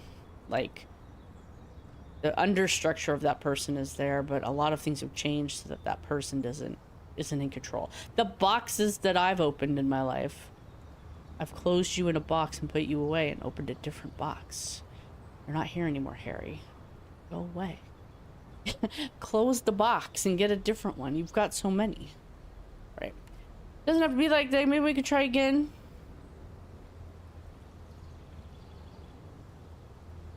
No, Harry. We can't. Why? Because we already tried again and it didn't work. Is that how it is now? We should just try all good things twice and then give up. By that logic, not you too. What went wrong when we tried again? I could do it better. I don't know. Please. Why? Why can't we be together? Harry, we can't be together because you're insane. Probably. She avoids turning them to you. Insane how? They're turning moist now. Her eyes. She slowly shakes her head and tries to get a hold of herself, brushing her hands in her gown. What do you mean by insane? You know what I mean. Everyone gets a little down. In case you haven't noticed, I'm a cop. It's not easy. Not like some kind of academy or something. A cop? You've worked there for so long you can't even talk like a normal person anymore. It's always lists with you. Questions. Questions? Did someone say questions? Yes. They're not lists, they're trees. This is another one, isn't it? We're in a tree right now. Yes, but it's not possible to talk without trees. It's not just the lists or trees or whatever. You get sad, Harry. Too sad. People can't get that sad. It's impossible to watch. Other people get sad too, but not like you. You stay down for too long. You only communicated with encyclopedic trivia. I was so alone. In conclusion, you're ill. You're an old, insane man. And you have to be in hell until the end of your life. And I have to go to Morova. That's sad. A lot of people talk about, not a lot of people talk about, but I've heard people talk about, seen people talk about, that he's mentally ill or whatever. He's always struck me more as bipolar than anything, as opposed to like something really like schizophrenic or whatever. I mean, manic episodes can lead to hallucinations as well. So can drug use. So could dementia. Just another thing. I'm like, this guy might be suffering from early onset dementia, or maybe he fears he does because of the drug use. You get the feeling you're not really Dolores Day, though. I don't know what you mean. Dolores Day? With your... Well, of course I have a scepter of immortality. No, I'm not a deity. What are you talking about? You're the X something. Wasn't I Dolores Day just a second ago? Now I'm the X thing? You're confusing me. Look, I have to be at the Lausanne Aerodrome at 10:20 p.m. I still have a light rail to catch. I haven't even bought the tickets yet. We all told you. Everyone warned you. Who, everyone? Everyone. Literally all of you. I should have gone even deeper to a place where I never met you, because it's impossible to meet people in the abyss of the void. While we're having this conversation, I'm getting so much closure. I'm glad too, but I have to go. My friends are waiting for me on the platform. I can't let them wait. It's implied. Yeah. Your friends. Say hi to your friends for me. I will. The evening wind blows in and the gown wraps around her like a white flag. 1,000 times Surrender. you beat an animal. 1,000 times you've raised that fabric. What is underneath has always calmed you, centered you, made you sane. In your mind, you could still climb inside her bed. Still the only man. I've heard you before. You're the voice on the phone. Oh, Harry, you shouldn't have done that. Do what? Call me like that. You ruined it. There was still a chance. You should have waited longer. She would have called you instead. I know, you would have called me yourself if I just let you. I was too impatient. Oh, Harry, do you really think so? Oh. We haven't talked in years. I don't want to call you. I don't want to hear from you. I think of you less and less every year. Weeks go by without me remembering you. That's kind of sad, though, if he's like waiting by the phone. She'll call. She cares. She still cares. She'll call. She'll hear about this thing that happened. She'll hear about my mental breakdown. She'll hear that I'm crazy. And she'll want to check on me. How's she going to hear that in Morova? You're not friends. Like, she doesn't know anybody in your precinct. Like, who there is left from when she was, like, your partner or whatever? You're just waiting by the phone for her to call you, to check on you? That's so sad. Get over. Months already. Soon it will be years. Every season that passes, the light gets less clear. I sit there in Morova, in the holy gratitude of my bliss. I put my hand on my belly and smile. The air gets cold around you. She looks down on her stomach, then up at you. Her eyes are full of tremendous distance and mystery. The death blow is coming. Black-eyed dogs wander the alleys. Apple trees hang their bony limbs low over the patchwork of roofs. Red and black. Revachol West, the evening sun, She's left and bloomed, far away from us, our vast soul. Your name? Means pain. You're the symbol of pain. Great. Now I'm the symbol of pain. Yep. That was not the death blow yet. You saved yourself. For now. Keep stumbling around, and it will happen. Okay. On second thought, you're Dolores Day, Queen Regent of the Territories of Mundi and Insulendi, and nothing else. Yes, Harry. I am. Things have gotten much better for me, now that I am the ruler of the known world. Oh God, it's already so late. I have to go, Harry. Just itching my nose. A tiny golden watch with red straps around her bony little wrists. I bought you this figurine of a headless fallen rider. I don't want it. It looks expensive. I don't want it. 50 cents. I thought you liked figurines. I thought the figurines were for getting you back. That's not what figurines do, Harry. Then the figurines don't do anything. She looks at the headless found rider between your fingers and doesn't know what to say. The figurines don't do anything? Anything at all? But I thought the historic figure she had. She liked war games and figurines. Yes, I thought it would be good. A form of communication where words have failed.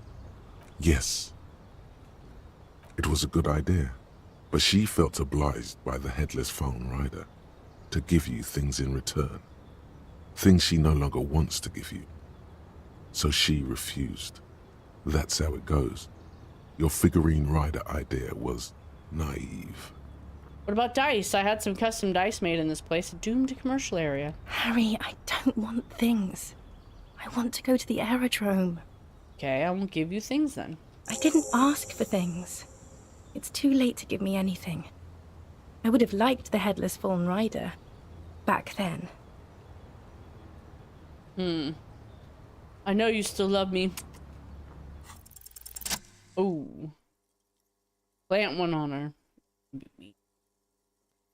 It must be so frustrating to be her. Have to deal with him. It's sad that how she dealt with him is just cut him out. With your feet trembling from the steps you took, tepid and fearful, you stand against her, her body close to you, radiating warmth. With your eyes closed, you move your lips on her mouth. She is not kissing you back.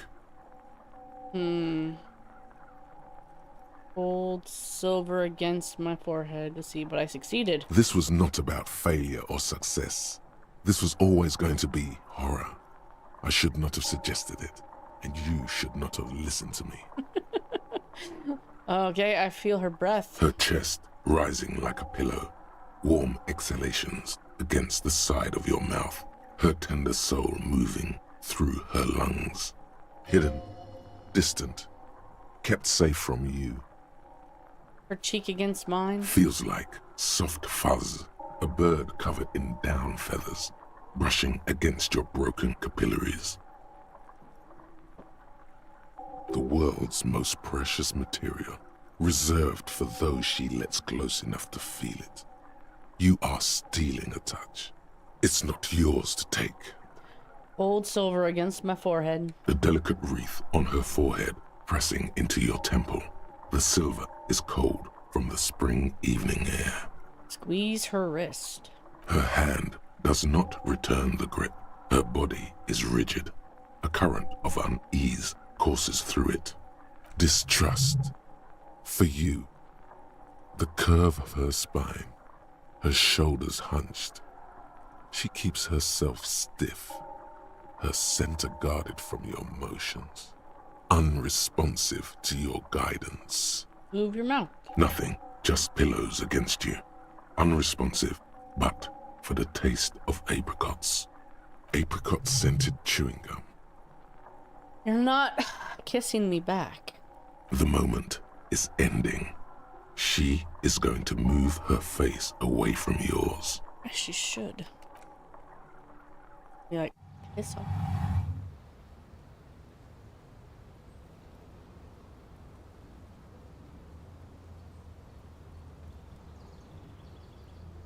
trying hard not to look at you. When she withdrew and you held on to her hand, she tried not to look at your face and see the expression there. Brother, you should put me in front of a firing squad. I have no words for how I failed you. You're the apricot chewing gum scented one. No, I'm just Dora. Why didn't you kiss me back? Why did you do that to yourself? You know I don't cheat, Harry. I never cheated on you. Sure about that? No, Harry. Not yet. There is one more thing you have to see. I'm pregnant.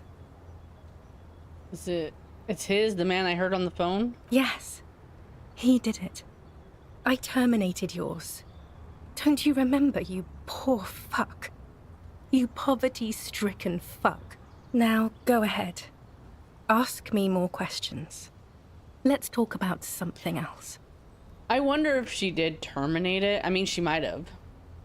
Like, do I want to be married to a drunken, drug addict cop who is possibly abusive in some ways, or with a baby tied to him forever with a child, or to get rid of it? I also wonder if she just had miscarriage and he blames her for it because men are assholes that way. I mean, it's now illegal in some places to have a miscarriage, so that's fun. So it's spontaneous abortion, and abortion is a crime. Anyway. No, this has to end. Do the last one. More questions. Ask more. Mass murderer. That is very contested by modern historians. Very contested. You're only saying this because things didn't work out between us. I have to go to the aerodrome now. I don't have time to defend myself from these accusations. Stop making her angry. She won't start loving you again if you call her a mass murderer. Seriously. Would you say you haven't behaved like a mass murderer with me? You were very bad to me too. We've talked about it like 7 million times now. I don't want to do that anymore. You're not even human. I am actually very ordinary, Harry. Below this gown and wreath, I have an ordinary soul and ordinary thoughts. The only thing inhuman about me is this. This thing you've made me into. I'm sorry for saying so, but I just hate it. What is this? This is so far gone, Harry. I don't even... No, you're special. You had glowing lungs. My lungs do not glow, Harry. I am just like all the others. None of us have glowing lungs. Stop making me into some kind of... I forgive you that you're pregnant. I can deal with it, just... Oh, Harry. I don't need you to forgive. It's a good thing for me. It's good news. Why aren't you smiling more? A warm gust wraps her gown around her waist and between her thighs. An apricot-scented ghost wafts out of her, her skin, the fabric, into the flow of the air around you. All the roads will miss her footsteps when she's gone from here. A completely different world.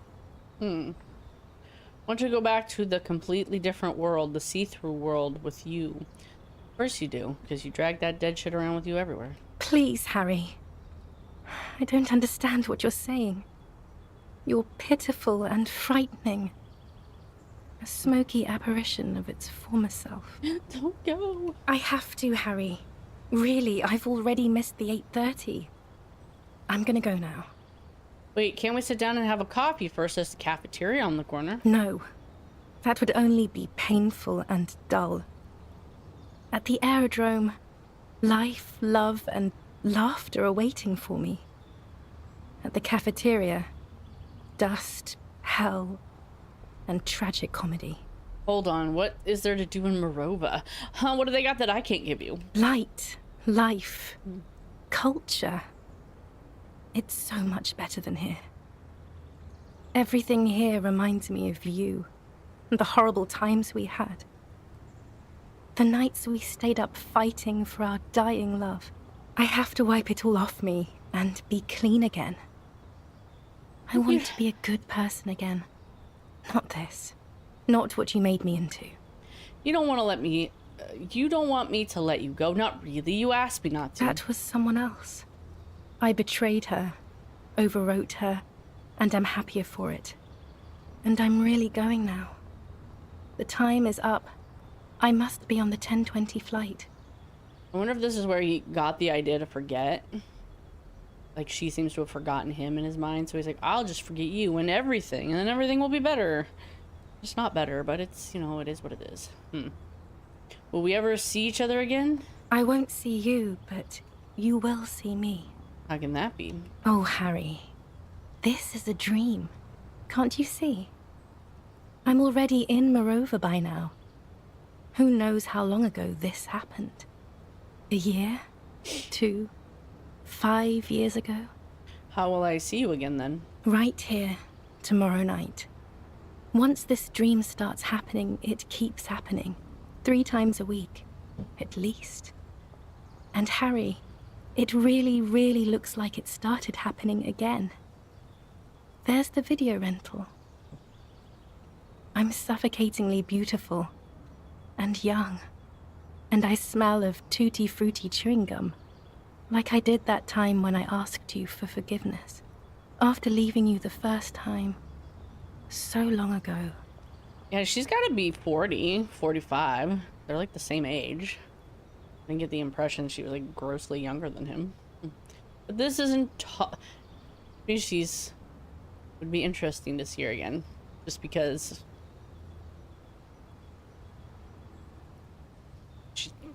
Anyway, but this is intolerably bad. Oh yes, this is real darkness. It's not death or war or child molestation. Real darkness has love for a face. The first death is in the heart, Harry. See you tomorrow.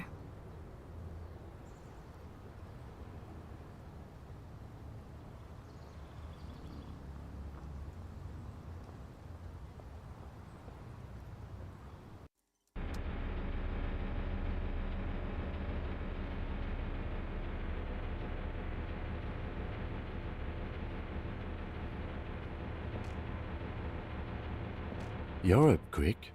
How was your sleep? My sleep was deep and invigorating. Try to cover up the blood seeping out with your hands. I'm good. Total annihilation, Kim. Swallow the blood and conclude. Let's comb the entire island centimeter by centimeter. The next step in the task chain. Oh, my sleep. It's total annihilation, Kim. I did not want to wake you. Perhaps I should have? Was it a job dream? No, an ex-wife dream. The lieutenant nods solemnly. He gets it. Somehow. Let's comb the entire island, centimeter by centimeter. That's the next step in the task chain. Okay. I think he realizes this is like... Okay. We...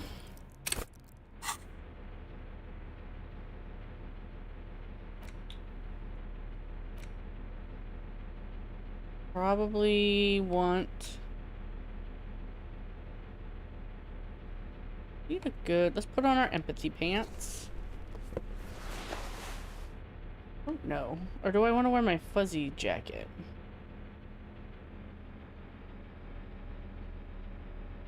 Where's my fuzzy jacket? Which was composure and shivers. Yes. Put on some logic shirt. And...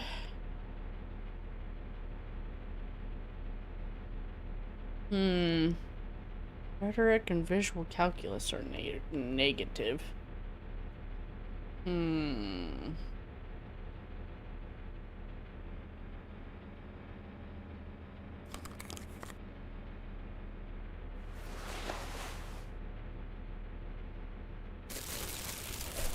some gloves that don't give me negatives. Or so, I don't think any of my glasses don't give me a negative though. Look at us. I don't think I'm gonna need logic. Actually, let's do this. Been unlocked. Oh. Okay, how much longer do I need to wait for these things, though? Still 5 hours? Jeez, I slept for like 20 minutes.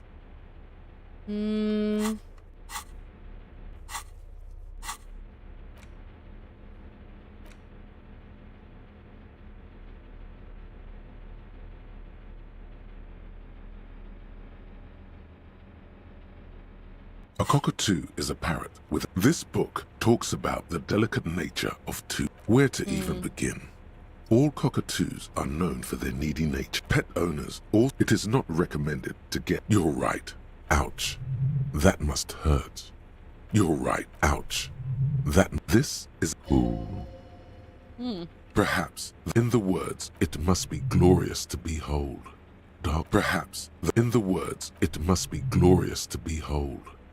Bang, Despite bang. its banging name, the Bang Bang cockatoo is actually the shyest of the species, common in almost all Seminoles forests, as well as zoos and homes all over the world. I killed like an hour.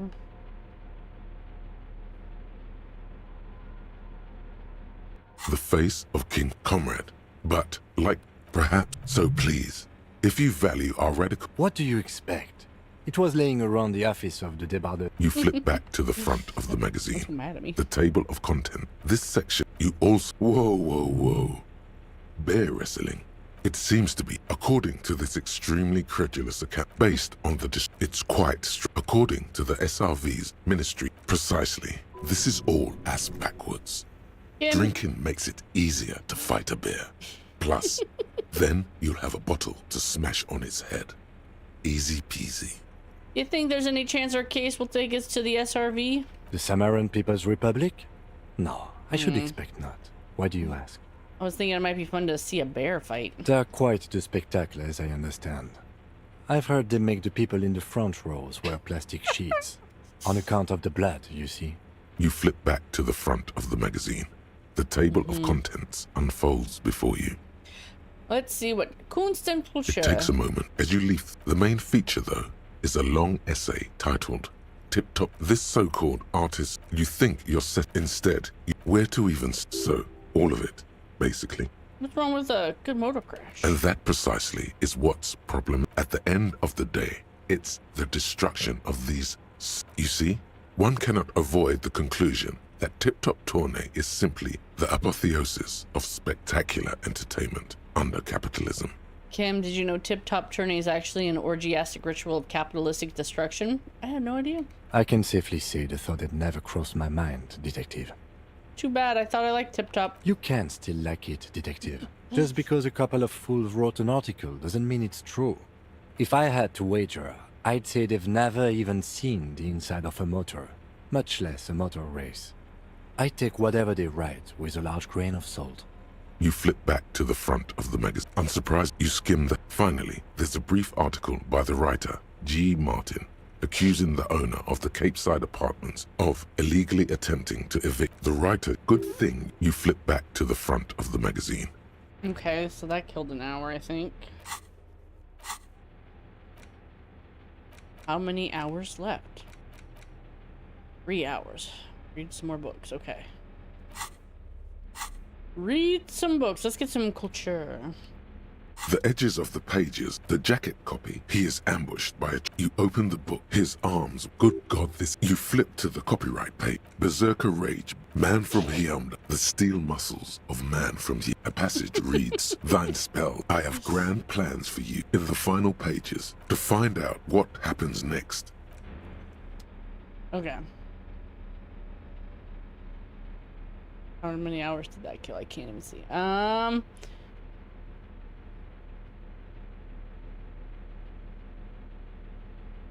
In your hand, the cover features the tagline. Are you really reading that, Detective? Really didn't know who my this Dick Mullen guy is. Good luck finding it. The point is for the reader to feel like they're solving the crime along. Why? There's truly no point. You'll never know who did it, because those pages have literally been scattered. If you the story Spillane needs Mullen to drive 2 days late, desperate to clear his name. Mullen manages to... What's the matter, Detective? I don't know, I was writing this shit. I got the feeling they aren't experts in homicide investigations. The lieutenant shrugged. Of course, Mullen didn't do it. And not just any dame. Your secrets are unknown, even Deneuve revealed. Not only is the local police captain outwardly, he would certainly have a typical privilege. The kid doesn't exactly have the Torvald. That said, Torvald, and one evening, yes, as the two lovers, I love you. The name of the troop always ain't whatever it is. Always aim for Mullen center never mass. hears the words. A blow to the base of his skull knocks him out cold instantly. Who can you trust in this? The lieutenant gives you a quizzical expression in return. When Mullen comes to, Deneuve is dead on the hostel bed next to him. To make matters worse, his clothes are covered with her blood. Yeah, it's the homoeroticism of police work right here. You can't trust a dame, you get hit in the back of the head, they all betray you, but who can you trust in this wicked, messed up world? Your partner. Because women are unlovable, but dudes, you could always love a man, just not that way. Mullen trashes his blood-stained clothes and flees the hostel, knowing it's only a matter of hours before the cops. The heat is, and you'll never know what happens, because the rest of the book is gone. What makes you think this isn't the final Dick Mullen case? Isn't there already a book called Dick Mullen and the Final Case or something? How do you know this isn't the final case? Yeah, okay, whatever. This is getting ridiculous. In your hand, you hold 4. Okay. How much time did that kill? I'm just killing time. Oh, look, we're almost done. Should I read about the alphabet? I bet the alphabet would fix me. Let's see. Fix me right up. Let's just, we'll go through the alphabet. You hold in your hand the colorful primer. The title reads, what I need. This book will show you the score. The alphabet. Every page as A is for H is for homeboy. Q is for quasar. That's it. You know the alphabet. There we go. I just had to read a little. I was like, I had to relax. Motorway south. The lone vector stretches in your mind's eye into the wild pale yonder, for an unimaginable distance, forgetting, until you can no longer remember anything. No cities, no mountains, no oceans, and finally, no vector. Nothing remains. A blank space with no point of reference, where only one type of motion is possible. The motion of a human throat, swallow in, and then it comes to you. To reach the end of the motorway south is to be unborn. You've had this thought before, while aimlessly wandering the streets of Jamrock. A lost piece of the man you were. A dark hope. You're being eaten, like you're being consumed by the pale. All intelligent white checks unlocked. +1 Inland Empire. The swallowing motion. Oh. Also, the other one. Oh no, it's just like a minute away. 6 minutes. Let's read a postcard or something.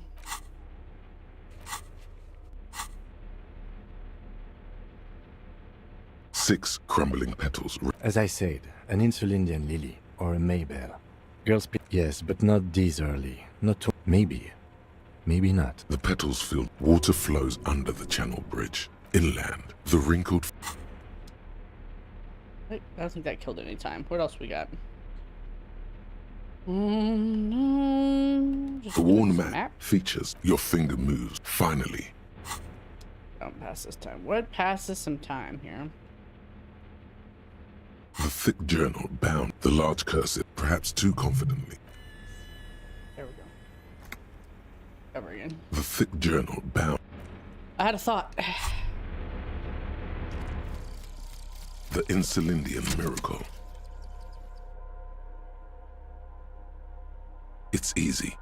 You know the poem by heart because you were taught it at school. It is one of the Volta Dolmar mantras, repeated on the voyage that lead to the discovery of the Insulindian Isola. And the words mean, nothing will be changed about the light. Colors like gray and brown, all printed on top of each other. I found a blank white spot. All the others looked up. What a beautiful day. What beautiful weather. But all I heard was the printing machine. What strange words to celebrate a new world. All white checks unlocked. Cool. Cool, cool. Anything else? I mean, I don't think I've ever gotten this one or this one. And then a lot of these I think are have to do with girly, which I've gotten in the past. Like White Morning and the Bow Collector have to do with thinking about her. Detective Cousteau. I don't have that one. Maybe I have to think about the Dick Mullen stuff. Overproductive honor glands. I want to do this one next too. Opioid receptor antagonist.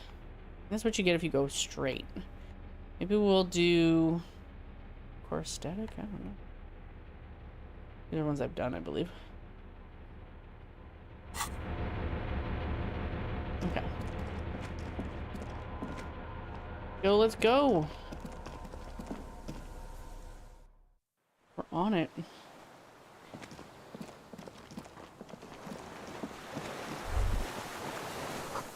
Small white flowers blossom all around you. A rubber dinghy. It's deflated and broken. Whoop. I'm stuck.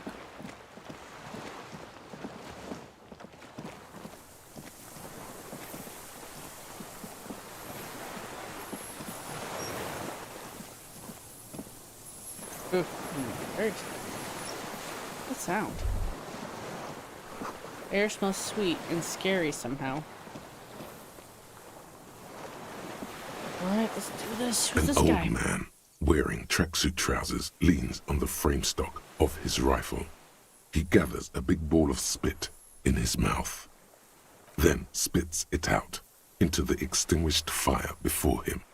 He raises his black eyes, hooded by creased eyelids, to meet yours, unclouded by cataracts. His eyesight is sharp. Are you the fire guy? The what now? Did you recently tell I can't hear you. Oh, deaf bastard. Did you recently tell two kids to put out their fire? Two twins? I may have. All sorts of little rats have come sniffing around, trying to give up the position. The position sounds like a hiding place. Fire guy. Regressive bourgeoisie henchman. Can't even talk like a grown-up. You've retained your eyesight. My eyesight? Yes. Helps me see all the shit. A shudder of disgust passes his right side. His left side remains motionless. Stroke. Did you close the blast door? I did. And you opened it. How? I fueled the generator, then used the console. I should have burned that console down. How did you know I was coming? Reactionary rock and roll music. Playing on the water. Told you we shouldn't play sad FM. You didn't say that, Ken. I did. We have entered a world where he said you shouldn't. It is the only world. It was not rock and roll, it was sad FM. Sad FM, huh? I always hated that station. Phlegmatic, counter-revolutionary dirges. Sadness is a mental illness. A weapon of the bourgeoisie. The fascists were right about rock and roll. It is degenerate. Hip gyrating, mental illness music. That's a nice gun you got there. It's not nice. It's a piece of shit. But it gets the job done. Is that a Bell McGraw? It's a 3-Angong 446. A Samaran rifle. How did you get hold of one? It was sent to us by our brothers in the Sinyao commune. Military aid. It has stayed true to him. He can still make it sing. The Sinyao commune? You heard me. It's good now. Like chalk wiped from the board. Your weapon stayed true to you. Mine has stayed true to me, too. Yes. I bet you've killed a lot of people with it. You fascist fuck. Have you come to make me one of them? His right eye twitches. With what? Fear? Rage? We have come to ask you questions, nothing more.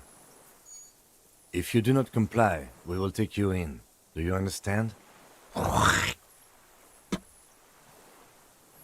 danger levels here are hard to read. One moment he's a fire, the next, a fire gone out. Sir, I need you to put down that gun so we could talk further. We're with the police. The lieutenant pulls his pistol from Damn, the kid. holster. You are a glorified night watchman. This is a service rifle. I can only lay it down before an enemy commander of corresponding rank. His elbows rest on the frame stock, calmly for now. But he may still get it in his hands. Looks like he knows the weapon. I am an enemy commander of rank. Put it down. The words, "I am an enemy commander," sound cold as iron from your lungs. The old man still hugs his gun. That's right. You just say it firmly. I'm full of authority. Yeah. And what rank would that be, dog? Lieutenant W. Crater. A big wheel of the 4th Regiment of the Pederast Army. To hell with it. It's a walking stick anyway. It's out of bullets. Like an amputated limb in the sand. Pick up the gun lying in the sand. His gaze follows your motions. The rifle feels surprisingly light in your hand. Frame stocked and patched in places with tape and wire. Inspect it closer. The rifle's in a shabby state, like a crutch that's seen too much travel. Hieroglyphs are embossed into the forearm, made of walnut. On the butt, you see Vespertine writing, burnt into the wood. Triangon, 4.46mm, made in Sinyao. It's, as he said, a triong made in Hinxiao. No one said it Xinjiao. has to be a Belmagrave. We were just guessing. From ballistics, it could easily have been a triangle, too. It doesn't matter if it was made in Shanti Shanti.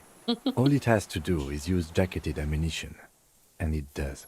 Just use jacketed ammunition, 4.46. The right type and the right calibre. Stow the gun. The old man keeps following your motion with his gaze. His right arm twitches suddenly. Some kind of involuntary response? Something is slightly off with his motorics. This looked very much like the murder weapon. It could be used against him to get a confession. And who are Anytime. you? Who are you? Who are you? My name is Josef Lilianovich Dross, Political Commissar of the 114th Anti-Aircraft Division of the 4th Army of the Commune of Revachol. I am a deserter, a partisan, and a prisoner of war. This is my termless surrender. The commune of Revachol? Do you mean the ICM? You're a holdover from the... From the Insular Indian Citizens Militia, the army of the revolution. I was recruited in Jamrock in 07, trained in the École de Contrôle Orient, and consigned to emergency defense duties in 08. I need a cigarette after all that. I left my unit on the eve of the landing. When I returned here on May 14th, the commune had fallen.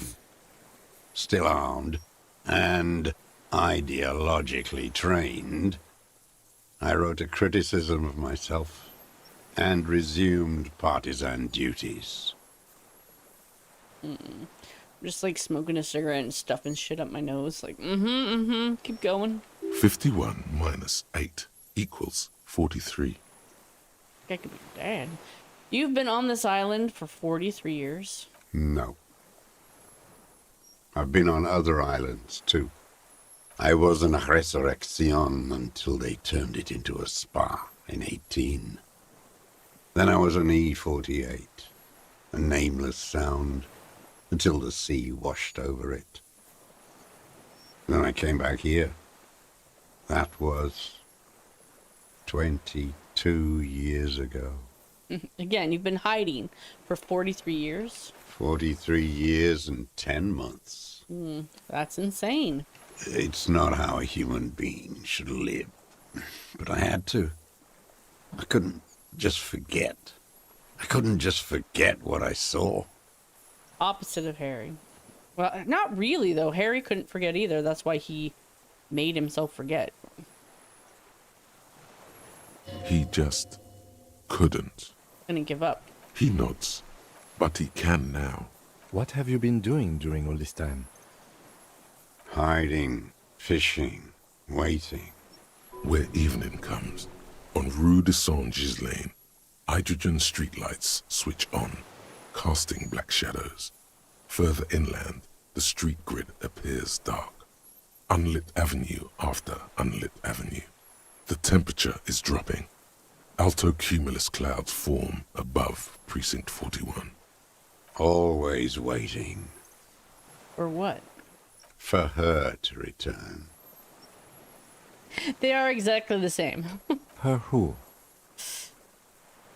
Girl, child, revolution. Girl child revolution. Always. I'm afraid she's gone. The material base for an uprising has eroded.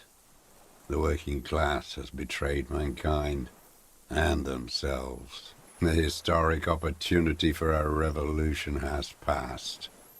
It will not come back anymore, however hard I try, whatever I do. What has he done? Perhaps a confession will lighten the load. What have you done then? Yes, what? To get things going again? Fan the flame? There is no flame to fan. There is nothing left of the world, of our dreams. You said you deserted your unit. I was just 16 years old, 15 when I volunteered. I had a lapse of faith. And of courage, too. Lapse of faith. You could say I misunderstood the historic role of the proletariat and thought Mazovian socioeconomics were fallible. For a second, I doubted the irreducible laws of historic materialism. A second is all it took. For what? For reaction to take hold. What's reaction? Petty bourgeois terror. It's in all men. It wasn't reaction. You were just afraid. It's the same thing. You haven't seen it. Not really. Not naked. It's impossible not to be afraid. It remains unclear what it is. He makes leaps he doesn't expect you to follow. And this was when? May the 13th, 08. 44 years ago. The horizon was black with coalition airships. Their petroleum rose to the sky, and it looked like it formed the clouds. Storm clouds. When they started shelling, it was dark magic. Dark magic. The combined might of international capital. All at once, all the greed and terror in the world tore into Revachol. It lifted streets from the ground and turned houses into ghosts. We were in the flak tower, huddled on the floor. The artillery was 80 kilometers away in Ozon, but I knew the commune would fall. We would all be turned into ash. So I said I was going to the map room. And what then? I ran. I climbed the chain link across the water and hid inland, in the bunkers underground, like the weakest of the weak. A mouse, frightened of the ordnance all night and the sound of the rotors in the morning, whirring. What was that? Airships. I climbed out into hell. The landing was complete. The chain was submerged. I had to swim back. The fortress was half submerged too. Shattered. They'd all drowned in the lower levels, or got torn to shreds above. The anti-aircraft gun had malfunctioned. So had I. I left them without ideological direction. It was real. I'd seen it. I'd seen it in reality. Some kind of great terror. Worse than you've ever seen. Seen what? The mask of humanity fall from capital. It has to take it off to kill everyone, everything you love. All the hope and tenderness in the world. It has to take it off just for 1 second to do the deed. And then you see it, as it strangles and beats your friends to death. The sweetest, most courageous people in the world. You see the fear and power in its eyes. Then you know. What? That the bourgeois are not human. Let him finish. I had to. I had to fight it. I had to never stop. And what is this place, this island? It's not an island, Dwat. It's a defensive fortification of the commune of Revachol. And I am its last surviving defender. What was it used for? The congenitally deformed King Philip II built it to restrict access to the Bay of Revachol. We captured it in '02, retrofitted the fort with an AA gun to defend against an airborne landing. Against the whole world. You mean the landing, retaking of Revachol? Coalition military called it Operation Deathblow. I later found out on the radio they called it Deathblow. You're one of them. Tell me, who speaks like that? We had 50 million people on Caillou alone. I mean, someone who's come to end this madness, coalition military? Iblis. Iblis? The black-eyed angel. The devil. How have you survived all this time? How does anyone survive? I steal. Now hold on there. That's a choice. You should have become self-employed, create the system. This is bullshit. We're all stealing from somebody, we just don't always know it, because this system's quite large and hard to see all of it. What did you steal? Supplies, vegetables. I collect rainwater. It's the life of a dog, not a human being. How is your health, Mr. Dross? Oh, good, he's coughing up a lung. I've been throwing up blood since winter. Red, like beetroot. Been passing it in stool, too. He does seem frail. Gaunt for his age. More like 75 than 65. Trouble putting on weight could mean cancer. The RCM can provide medical services. You need to be looked over. I need to die. You don't have medical facilities. You have guns. That's all they give you. Toy guns. You also have Druamine. We have Druamine, another opioid-based painkillers. You must be in pain. I have been running out of that stuff. There's no way he could manage the pain without them. It's safe to say he is addicted to painkillers by now. You like that Druamine, don't you? It's the little joys. A dark joke. A sunshiny day. Morphine. Serious situation, you be looked over, and we can do it. There's nothing to look over. The triage is in, and it's black. Administer morphine. Moribund. How have you coped mentally? I haven't. I have holes in my brain. Years missing. Others filled with pain only. A decade of... I don't even know what. Inferno? I also have holes in my brain. No wonder. All your minds are rotting from the radio waves. 5G. I watched the traitors of this city turn the lights back on. More and more each year. Ruins glittering in the dark like a fucking merry-go-round. It's disgusting. How have you concealed yourself all these years? It was hard in the Thames. I didn't have partisan training. They were searching for stragglers, those bloodhounds. Floodlights on the water at night. There were posters, campaigns. We communards still hoped, and they needed to snuff that hope out. The East capitulated. Martinez and Coal City were turned to dust. But Jamrock, Forburg, even Coron, and Boogie Street, of course. Those fucking kips had Marsoff coursing through their veins. So, yeah, they would have been what, in the tens, like kids, teenagers, maybe preteens, middle school, whatever.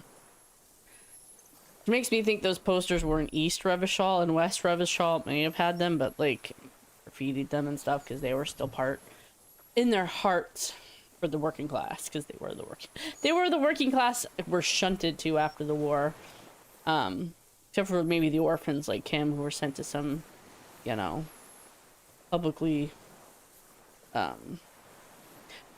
managed orphanage or something to be cared for. And others too. Some cordons of Revachol was still fighting. There were cells. I tried to contact them.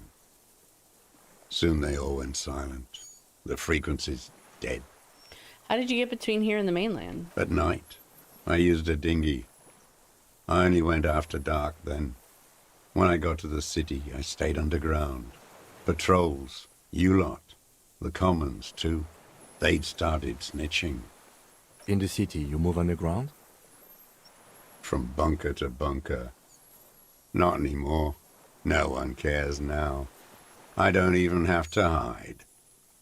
They think I'm another antisocial vagrant. I could walk straight into that town if I wanted. I just don't want to. Why don't you just walk there? I don't want to. They're all traitors. Pigs, rabbits, and dogs. Men without ideals are only animals. The weapons cache under St. Ghislain 22B. In the basement? Have you been there? So you finally found it. There must have been a small squadron's worth of arms in there. Belma graves, right? They were damaged beyond use. I know. So you've been there? Sleeping. Some nights. Ammo scrounging on others. Those McGraves were shit, even before they corroded. Some had bullets in the chamber, however. You feel the dots connecting. Little dots on the map he's walked across. Wait, how did he get down there? How did you get access? How did you access the building? It's locked, at least now it is. I didn't have to. Came in through the storm drains. Storm drains? There used to be a system that connected the bunkers, tunnels and such, under the church and everywhere. Most of them are gone now, collapsed, just bricks. All the old infrastructure has... There's a small bunker under the Feld building. Have you stayed here? The propaganda bunker. I used to, but not anymore. Propaganda bunker? They stored leaflets there. Broadcasting equipment, too. Made broadcasts, I think. Propaganda officers. I buried them with their leaflets. They killed themselves. 2 young boys. Killed themselves? A lot of our boys did. I spent some winters there. Never liked it. Kept thinking of them. No need to go underground anymore. It's better in the ruins, on the ground. One more question. Do you smoke Tio Motori cigarettes? I do. Ever smoked them on the mainland? They're good. Plenty of tar. I like that boy on the pack, too. Reminds me of the last century. Tell me another thing. An old man looks inland at the city, the ruins, the motorways rising above it, the new bâtiment twinkling in the evening sky. You said this is your termless surrender? You're with the RCM, the coalition-appointed mob that enforces bourgeois morals in Revachol. A so-called Lieutenant W. Freighter. We enforce the law. We keep these animals from killing each other. I know what it looks like, but I have secret plans to turn the RCM into a Mazovian revolution. Let's see. You're the RCM. You represent the Moralist International, the enemies of humanity who took this city. I represent their adversary, le Parti Communiste d'Insolande. Take me to them as a prisoner of war. I have relinquished my weapon. I can no longer serve. No superiors can relieve me of my duty. You bulldoze them all to a mass grave for trying to free humanity. A spray of blood from his mouth on the black charcoal in the fire pit. Rene, the royalist on the coast, said, You never signed the Revacholian Instrument of Surrender. Liberal reactionaries signed that instrument. Traitors who should have been burned alive. I answer to the Communist Party. Is that part of why you've been here all this time? Because the party didn't surrender? He just wipes the blood from his chin. Understood. I don't think you did. You live in a delusion. Radio shows, speed racing, and sporting goods. It's not real. Quite true. So, you're a communist soldier from the communist army. No, I am not a soldier. I am an ideological officer. I belong to the party, not the army. You said you were trained and assigned to the Defense Corps. Trained in historical materialism, then assigned as a political commissar by the party. These things used to mean something. What does a political commissar do? The old man does not answer. He tilts his silver head and looks at the reeds. You see a small tremor pass through his legs. His job was to assure the army answers to civilian control and follows the ideology of the Commune. Scientific communism. A commissaire politique is a knight philosopher of the revolution, a future human. Awakened from shutdown by the promise of ideology. That means you're a trained communist, right? He nods slowly. Then another tremor. I'm gonna say nothing. I'm a revolutionary too. The real revolutionizing is done by entrepreneurs. No. That's a lie. Say nothing. That is seeing. Let's add another cough. He's like, I have another serious question for you. There's nothing serious in this world. It's a farce. And what have you been using this gun for? I've used it for killing people. Here we go. A trail of blood. The lieutenant smells it too. Killing people? It's a gun. That's what they're for. You want a moralist euphemism? Defending your family and your property. I haven't done that. I've used it to kill people. Interesting. During or after the war? There is no after the war. Class war is never over. So he's continued killing after hostilities ended. Okay. This is it. You can feel it, like battery acid on the tip of your tongue. Something you haven't felt in a while. But What? this is what you live for. This is the shit. The great serotonin jackpot. The solution. Go in straight. No euphemisms. He doesn't like those. No. Be careful now. Slow and steady does it. Make him repeat it first. Don't mess this up. Remember, he wants to tell you. Get personal. You're saying you killed people after active fighting stopped? What did I just say? What did I just tell you? Don't drop the ball now.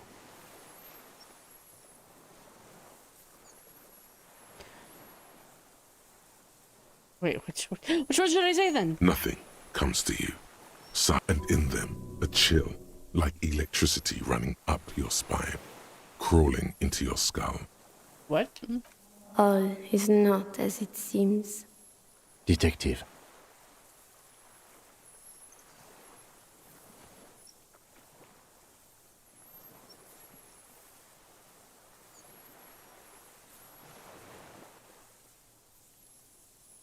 I know you want to tell me, have you killed anyone with that gun in the last week or two? I don't want to tell you anything, you grotesque murderer. And why did you think that was a good idea? Don't listen to me. I'm wrong all the time. Okay. Did you use that gun to kill a colonel of the security contract canal? The who now? He doesn't know this shit. He heard you. He just wants to hear you say it. You're in. Fascist death squad who took a bullet in the mouth on the night of March 4th? Oh, yes. That one. Ugly piece of work, that boy. Did you kill him? I am a son of a welder and an officer of the commune of Revachol. I do not collaborate with murderers and pederasts of the liberal regime. A drop of blood in the saliva. Exhaust him with proof. Pile it all on him. Get a confession. The gun. The murder weapon is the perfect opener. The scent of blood in the air. But what else? There was something you can't remember. Something about the tracks. Suddenly, all those tracks are so confusing. Go with something else first. Start with the gun. I don't need your cooperation. I've got this. Not a lot of guns around that use military-grade ammunition, are there? It's a real gun. Not like your little musketeer pistols. I've seen you prance around with those. Jumping hoops for the liberals. You look like imbeciles. Why don't you ask them to give you real weapons? Going against automatic rifles with these toy guns. Oh gosh. Of course you got those boys killed. Damn, he saw you. He's watched it happen. So he saw you. Okay. So what? Don't let it divert you. Stop changing the subject. We have the murder weapon. You know what? You're right. I'm convinced this made the shot. Should we call it? You think we have the murder... See, I'm calling it. We have the murder weapon. Good. This feels good, doesn't it? Tearing things up like this. When you have the murder weapon, you have the killer. Murder. This pushed him, but not enough. Just a little more. We've done the ballistics. Point to the tower. The shot came from this island. I saw you poking around there, looking for evidence. You're damn diligent when it comes to dead fascies. Yep. Did you like the view? I did. You had direct visibility. There are embrasures in the concrete, specifically meant for a top follower to use. And you had a long-range rifle in your possession. You've been here a long time, Mr. Druss. Too long. You clearly need medical aid. I'm ready to die. I've done my part. He's practically admitting to it. Dead fascists for fascists. Done his part. You said fascists. You admit to killing. You're admitting you killed him. You're sad for your fascia brother, aren't you? One yeah, twig very got sad. broken. Now the others are sad. Almost. He almost burst out there. Keep piling arguments. Anything. Okay, what am I forgetting? Wait, here it comes. The goddamn Maybells. The dried Maybells on Clausia's roof. Yeah. The goddamn Maybells. There were Maybells in the grass when you got here. They're revolutionary symbols from the war. Nowhere else, nowhere in all of Martinaise have you seen them this spring. Wait, don't forget the footprints. Bam. The diagonal prints in the dust in the secret space behind Clausia's bedroom. Yes. Now they're gonna come up. Of course. Thank you, Head. Thank you. You got it. Remember, the boot prints were like no modern soul. Let's start with the Maybells. Maybe don't beat yourself anymore, though. You're not immortal. There were Maybells behind the victim's window. Damn Maybells. The whole island is turning white with them. So many this year, too. The spring is coming. No, it's already here. Wash the filth away. I haven't seen these flowers anywhere else in Martinaise. Only here. They blossom on the islets before. We fertilize them with our blood. Resurrection was snow white in May, before they ruined it. South, the Bay of Martinaise is dotted with little freckles of islets, turning green, with white flowers in white snow. The coast, too, before they piled their containers on top of it, filled with broken, useless trash for fat-fingered bourgeois children to play with. You must get around a lot to stay undetected all these years. Do you know any secret paths? Pinball workshops? I may. Let's see. A young woman called Claude. Ring any bells? These dried flowers were behind her window. Claude. You know her, right? She had intimate relations with the victim, the mercenary? With the victim. There is a small tremble, looks like a smile, a crooked smile, yet isn't quite voluntary. He's about to burst. Don't leave any loose ends. Get him on everything.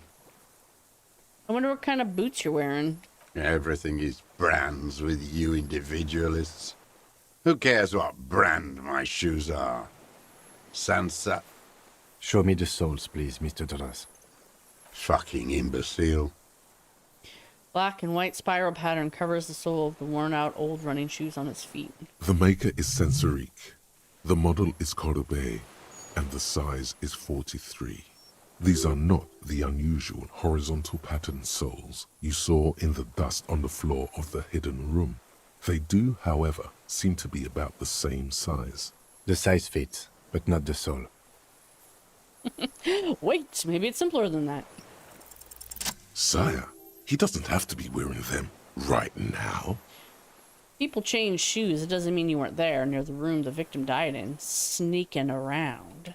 Racking those brains, are you? Desperate to report something back to your masters? They must have really loved that dead fuck.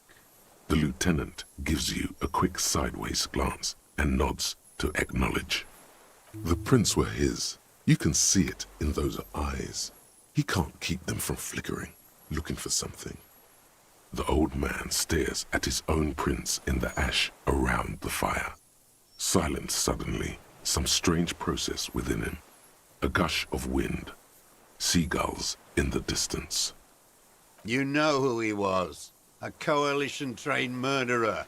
Armored and armed. He wasn't human. The blunt end of a hammer. Dripping with blood. He was a killer, but he was still under the protection of the law. He was a soldier, too. He was a man. Beating us to the ground. Moaning with joy. You hounds get so thorough when a company-trained killer dies. I haven't seen you on this coast for 40 years. You know, maybe I should have killed one sooner. Got your attention. Now you stop beating druggies and prostitutes in your basement. Now you come to investigate. Not when they die by the hundreds. This is it. Shot him. Shot him. Say shot him, not killed him. So you shot him. Oh, the inhumanity. One paramilitary less in Revachol. The lieutenant raises his right arm to hush you. While the lieutenant listens, holding his breath. Just not. I had them in my sights. Both of them. Him and the whore. I was breathing with them, in phase, and I pulled the trigger and flew on the air until I landed in his mouth. I didn't think I had a shot like that in me anymore. I did. I saw him kneel there with his mouth full of death, and that stupid look on his face. And his dick still in her. There, a hot flash of rage almost carries the smile away. Some dark peace. Then what? Nothing. I went to sleep. Next morning there were Maybells everywhere. The world was white, or what's left of it anyway. My last spring here. I knew the fascists would come to avenge their own. And so they did. Mr. Dross, are you aware you're confessing to murder? Yes. And you were looking at Dan, the victim and a young woman, having sex, through the scope of your rifle that night, before you shot him? The old man nods. Why? Because that's what they were doing. The motive. This is where the motive is going to come from. You can coax it out of him. The lieutenant's preparing the ground. I don't understand. Do you, detective? I don't understand this part. Why were you looking at them that night? I'm always looking. Are you always looking through the scope of a rifle? I'm just trying to understand. A rifle scope has the best magnification. Helps him see all the shit. And if you don't like it? Click. And if it's part of the shit you see? Then you pull the trigger? Yes. Think of it as a form of critique. Start That's with dark. when he first saw him. It will give him a chance to ramble. When did you first see the deceased? 3 weeks ago, when the rich hag came in on her galley. Her honor guard came in tow. Joyce. He means Joyce. Okay. By Joyce, you mean the Wild Pines, right? Joyce Messier. Wrinkled up whore. What is it with these whores and pederasts? Aren't you a communist? Black sexual morals are a bourgeois ploy. Really? As to pederasty, the party legalized it in '04. My party, not your liberal masters. So don't you sermonize me, you racist shithole. It's still bourgeois when the bourgeois does it, fiddling with their sexual organs. Some strange glandular process takes place in him at the thought, like yeast rising. And anger, too, in addition to loneliness. Moving on, the victim arrived sometime after her. I thought pederasty meant something different. He's making it sound like it's like sodomy or something.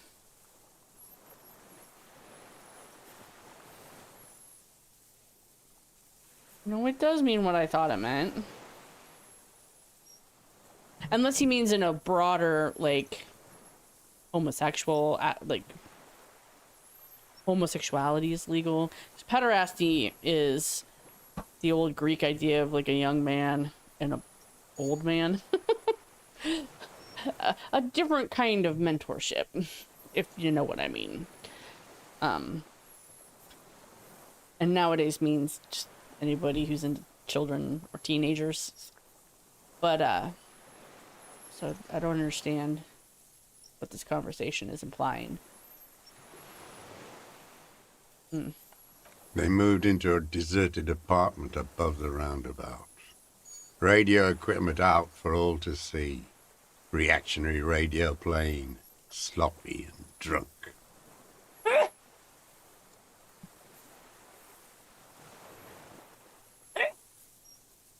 Oh, listen to that echo in my room.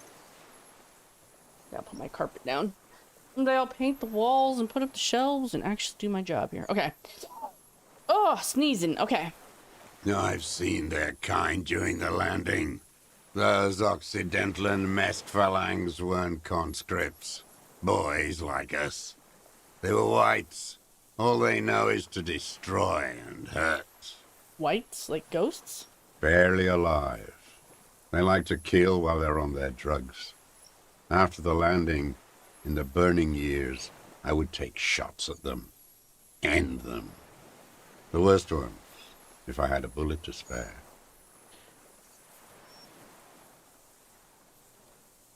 So, not like zombies, because they're not mindless, but yeah. I could see they've returned now, to show their real face.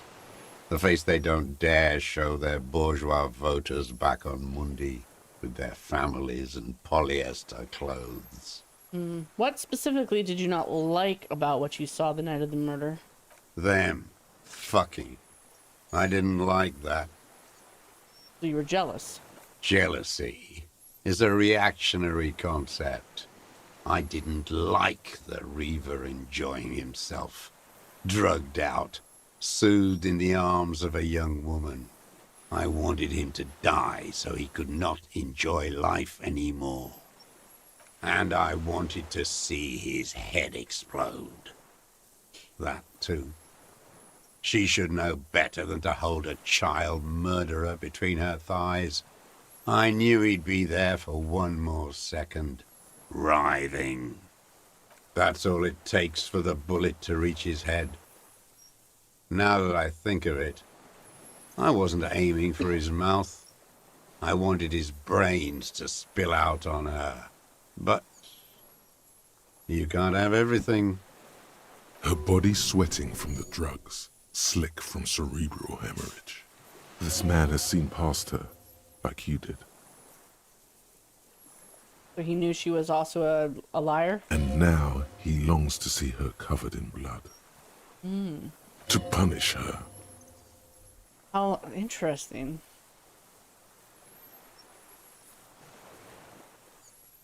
How long have you been watching her? Since she came to Martinez.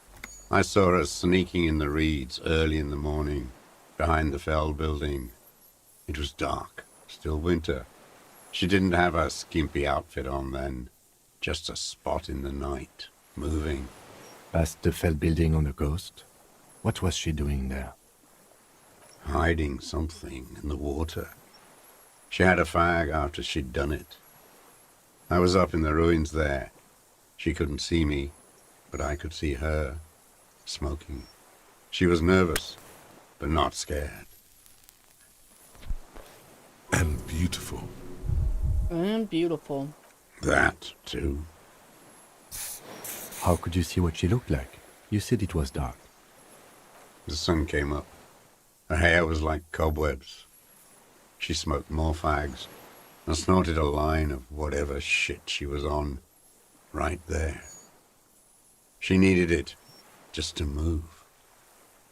What do you think she hid there? Her passport and tickets to Ferallair. And from there to Cachet Brut.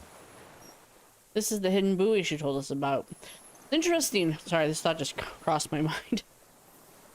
That she does so much drugs when she's a spy, right? But if you think about it, they used to give all kinds of drugs to soldiers, like during World War II, for instance. Like, speed was huge for the Nazis and stuff. So, I mean, it's not... And in Vietnam, soldiers did a lot of shit. And it doesn't... I don't think they got in trouble for it, because it was just a way to keep them compliant in there, because they wanted more drugs or whatever. So, like, it does kind of actually make sense that she's so into drugs. Like, it's probably a tool used to, like, steer her or whatever. Anyway, this is the hidden buoy she told us about. You looked into it? After she was gone. Did you keep what was in it? When we found the submersible, it was empty. No. Why would I do that? I didn't need tickets to Ferallair. I'd put them back. If I wanted to extort someone, I'd do better. This implies that he's thought about extorting her. Also, a little inconsistency here. He was surprised to hear her name Clausia before. Would he not have seen it on the documents? You sure? We checked the submersible. There was nothing there. Why would I need that trash? I'm not going to Villiers. A strange confusion comes over him from time to time. Some kind of aberration of the nervous system.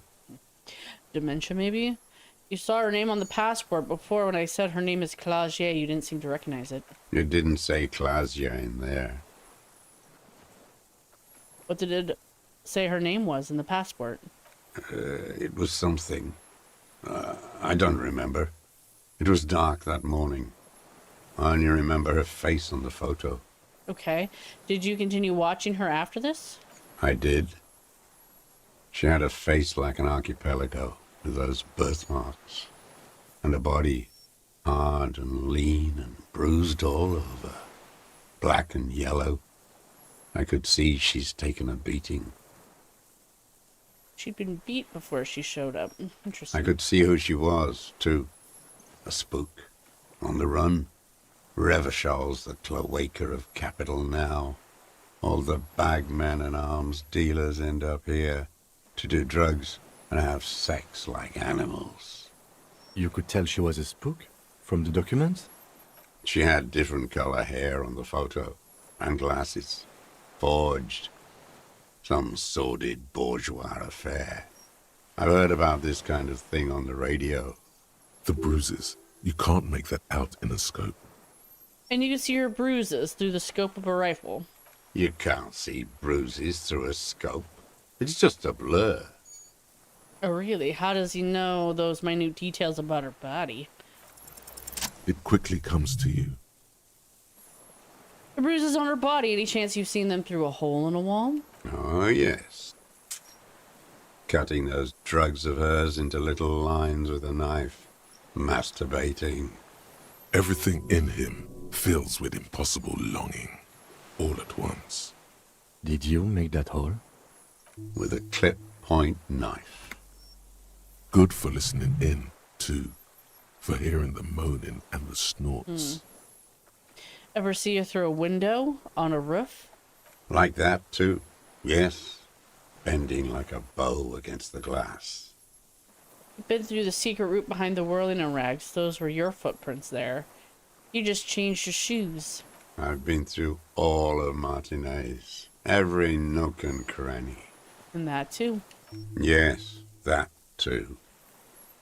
The things they did in that little room. What she'd do to feel good. Funny the way light works. You turn it on inside, and it gets so dark out, you can't see a man looking in. I learned that in the 20s, when they were still hunting me. I've seen people do some shit, but... Those two took the cake. You hear the familiar scribble of the lieutenant's pen. A quick glance at you. How did you get in there? The hidden pinball workshop. I can just walk in there now after a good wash. I told you, they think I'm an antisocial. Closing hour is a good time. The kitchen's empty. You had to open the steel door in the kitchen? How? I got that open a long time ago. Some bourgeois game merchant lived there. I don't know, 15 years ago. He left spare keys all over, and I took one.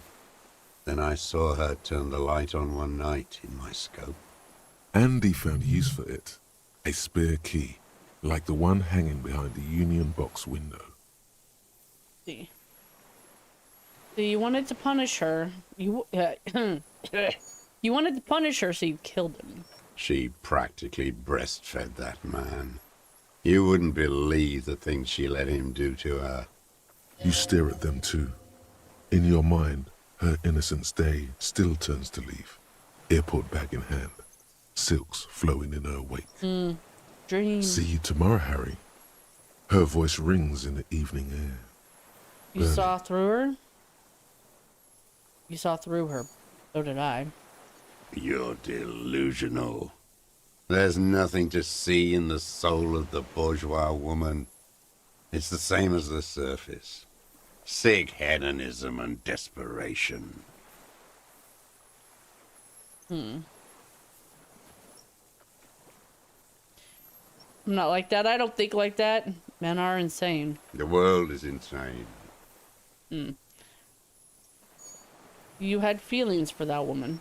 There's nothing to hold on to. Only this. It's not enough.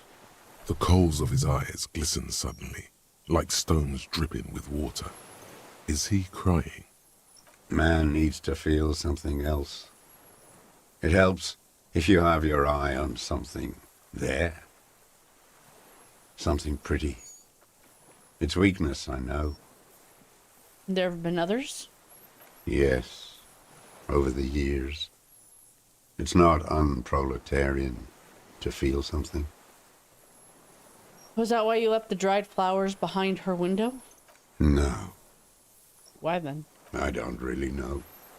I was there one night and she was crying, like a child, in the corner of our room on the floor, like she does sometimes. When was this? The day after I killed him. You brought her Maybells. Yes, I don't know why I do the things I do anymore. You wanted to console her. Maybe. I told you, I have holes in my brain now. I wouldn't just sit here waiting for you. A sudden pang of rage. If you came 10 years ago, I would have killed you. In the silence, the lieutenant draws a line in his notes, then nods at you once more. So in conclusion, it wasn't about him, it was about her. Her. You hear a low-frequency hiss, barely, beneath the audible spectrum. Then it's gone. The lieutenant nods at you in acknowledgement. Where is she, that Clasier? I haven't seen her there for days. Let's see, she got away. But she let us hear first. She figured out someone was watching her from the seafort. Gone. I knew it. She kept staring into the scope this last week, at the island, like she knew. She'd look, at night, crying or smoking on the roof, staring right into me. It doesn't matter. Midtown, across the Bay of Revachol, the oceanic wind washes 40-story towers. Above them, Lausanne's central aerodrome, a cocoon suspended in the sky by a web of suspension wiring, encircled by hybrid aircraft. On the platform, a young woman is withdrawing from amphetamines, barbiturates, and alcohol. Yet still she smiles among the crowd, among the great ghosts of the city she's leaving, for another, far south. Smaller, distant, hidden, not like the great chandeliers she sees sparkle in the dusk below her. Streets, towers, tenements, and cold water. Across the water, a dark strip of ruins, barely visible. If she didn't squint her eyes, he knew she knows. She was looking at the island, figuring it out, day by day, cigarette by cigarette. We could get more. We've got him talking. Who knows what he's seen and done over the years? You could get more out of him.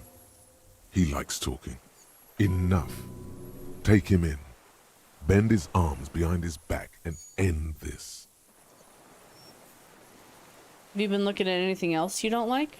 A tragic comedy. Druggies, prostitutes, and rentiers. A strange little engine seems to fire up in him again. It straightens his back. The familiar put-put-put of hatred. More specifically. Specifically, the whole city is a charnel house. Stripped clean and draped in neon. But Martinez is the worst. How come? Because of the racists. Everyone is a racist in Martinez. It's their favorite thing to do in the whole world. Listening to race-themed radio shows. In the ruins, in their lorries. Pumped full of steroids and Radio Revachol 92. Race this, race that. It's all sanctioned by that Social Democratic Union and the farce of a Social Democrat who runs it. Mr. Clare? Yes, the fly larva in his container. He let some nihilistic advertising yuppies erect a statue of Philippe III, a syphilitic murderer, on the town square, to spit on the working class. Anything more? Not since the serfs of ancient Pericarnassus has history produced a more inert social class than the Martinez proletariat. The rest of Revachol at least pretends to rebuild. These people still live in ruins. In tents, like animals, like those boom-boom morons on the ice. A pity they didn't drown in that tent of theirs. Is that all? The worst of them is the blood-drenched Sucrion on her yacht, licking her lips. The old whore's gone now. Her gun-toting porcelain men are dead. So, actually, no. The worst is that old cock parading around in his uniform, throwing balls all day. It's not enough that the racists and liberals are dancing on our graves. The old loyalist ghouls still parade the ruins too. Every morning he's there, while the parasites he fought to protect are off in Ozon, or Coyamorang, or some other island they built their palaces on, feeding on drugs and having sex with their own children. Ain't nothing. That's all the rich really want. Sex with their own children. Throughout history, even the royal bloodline of the suzerain, it's all just an excuse for them to have sordid sex. At least that old cunt, Frisell, is now dead. Now, I have some questions about this. We did good when we pushed him under the horse car. Until, in the 30s, those disco whores. The disco whores are too much. Hatred shuts down his brain's language center, leaving only a nonsensical sputter.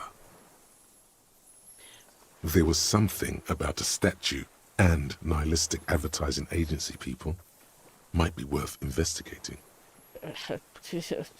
Boom boom morons on thin ice, going under. Those are the tent kids. Disco whores. Whores. There's something about the statue in the roundabout and syphilis? Syphilis is a disease Philippe III contracted in a whorehouse. The statue is an abomination. Abomination name? The bacteria entered his brain and made him squander trillions on sparkling wine, cocainum, and monuments of himself. His son, Philip IV, the insane, contracted syphilis in the womb. And he still went on to govern Revachol for 25 years. We lost 2 million lives toppling that mode of government. And those grotesque statues, too. Hundreds of them. But it's still there. What a keen remark. Yes, it is, isn't it? It's still there. Do you know why? Because you forgot to take it down? Forgot? The party had each of the 141 Philippian monuments detonated with plastic explosives. We were pedantic about carrying out the order. No. Some advertising cockroaches used their accumulated capital to erect a new, ironic version of it. Art is a bourgeois establishment. It's an affront to humanity. Wait, the bullet hole in Philippe's heart. The statue had been shot. That was him. It had to be. He's already proven capable of taking a far more complicated shot from here. It was you. You shot the statue. There was a bullet hole in his heart. I did. A needless, sentimental gesture. I should have spared the bullet for a deformed monster of liberal capitalism. Shameful, really. Yes, shameful. So many others to punish over the years. Isn't that right, detective? That's it for the statue, then tell me, Mr. The Dross. fat union man let them put it there. Corrupt as he is. Probably got a fat check for it, too. Shared with the law. He keeps having opinions about the union's leadership. You mentioned the union is social democratic, and Mr. Clare's a farce of a social democrat. Another hideous disappointment. Unions are the real enemy. The true enemy of the proletariat. Placating the masses. Disappointment. So personal. He displays a familiarity with the union's top brass. Who's a disappointment? Claire? That deformed toad? I wouldn't expect him to wipe his own ass. I mean, the brains of the operation. The smart one. Edgar. You mean Edgar, Everett's brother. He talks a big game about uprising and social base. They must have sent the smart one to some university in Le Jardin, where it's alienation this and hegemony that. He's been sweet-talked by this Edgar. They must have met in person for such animosity to have developed. We're not the first people you've met from the city, are we? You can't live alone. The Clares wouldn't miss a man hidden in their own backyard. Not all this time. Nothing happens in Martinez without them knowing. Of course. Maybe the Clears asked him to. Don't go straight for the kill.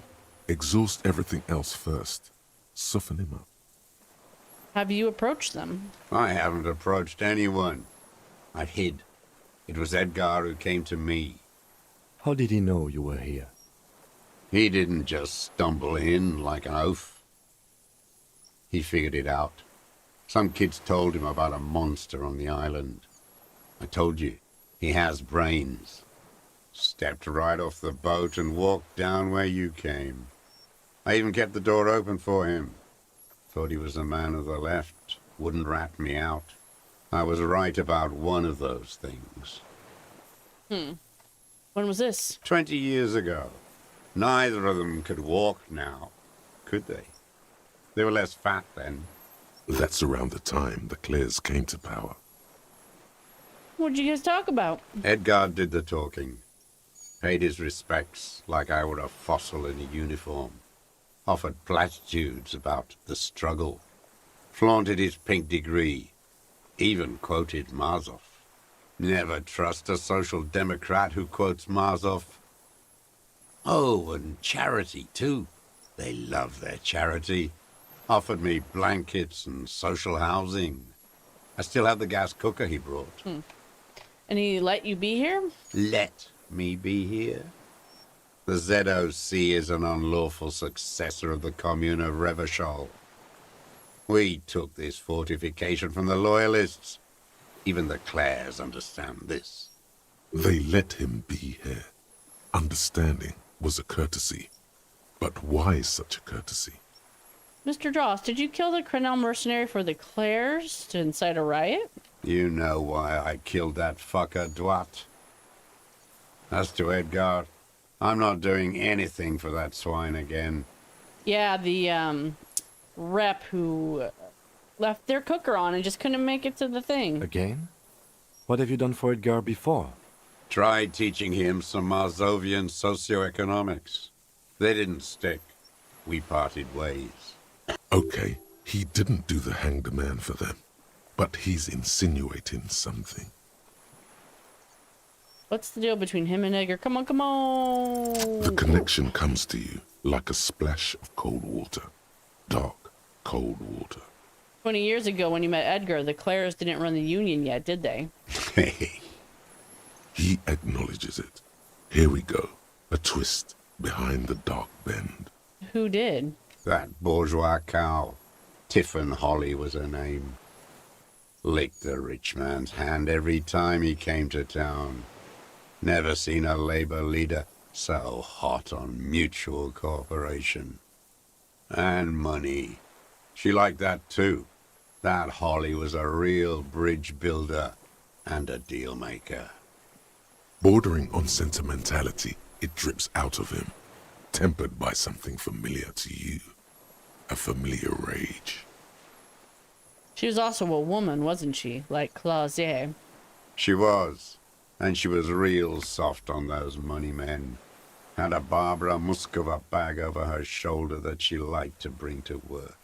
And then she just disappeared. Called in, they say. On the eve of battle. Ran away. Vanished like a piss stain. No, that's not quite it, is it? Did she? They say her daughter called in, not her personally. But that wasn't really her daughter, was it? No, I guess it was not. Edgar had someone make the call. Why is that, Mr. Dross? She couldn't make the call herself. Really? Here it is, the bend in the river. The truth. Why? Because she was dead. Just say nothing. The cow caught a bullet in her right lung. Fell into the canal grasping her tit and drowned. Or bled? Hard to say. It was a sloppy job. And a moving target. She was going home, waddling, dressed in yellow, drunk like she often was. The ruins were black around her, and she had a yellow leather bag under her arm. She tried to cross the canal, heading home to Grand Couronne or Betancourt, someplace like that, where they build those new bâtiments for the people who flourish in the hell around her, and the ruins. And you shot her. Someone shot her. Or maybe the cow just fell. My memory is full of holes. All I know is... Another big spike of rage. Different from the one he has for her. Nothing changed. Not in the material base. Not in the hegemony. There was no uprising. Just words. The Union fizzled. Sogged. Nothing came of it. Nothing. Edgar didn't keep his part of the deal. If you were to testify to this, give the RCM something on Edgar, you could walk. He won't. We would strike everything you've done and process you as a POW. You were in a war. You were on assignment. We could even extradite you to the Samaran People's Republic. A degenerate worker state. Go shit. No, thank you. I'm Revacholian. My days are short. I will rot away here, in a moral intern cell. I will not testify to anything. But you did do it. I saw it happen, and I liked it. That's all I have to say. I didn't live and fight for 40 years to end up as a collaborationist. I've heard it on Channel 8, 40 AM, Radio Revachol, late night. Everyone is a blobber in this world. Everyone betrays everyone. They're all already locked up for betrayal. The best ones, the ones with heart, were slaughtered, trampled. And the boom boom ice morons on the ice? They were boom boom imbeciles. At least they're not there anymore. What more is there to say? They're duped by bourgeois culture. I've seen their kind pop up, like worms after the rain. You don't help them, does he shoot them? What more is there to say? You've always got something to say.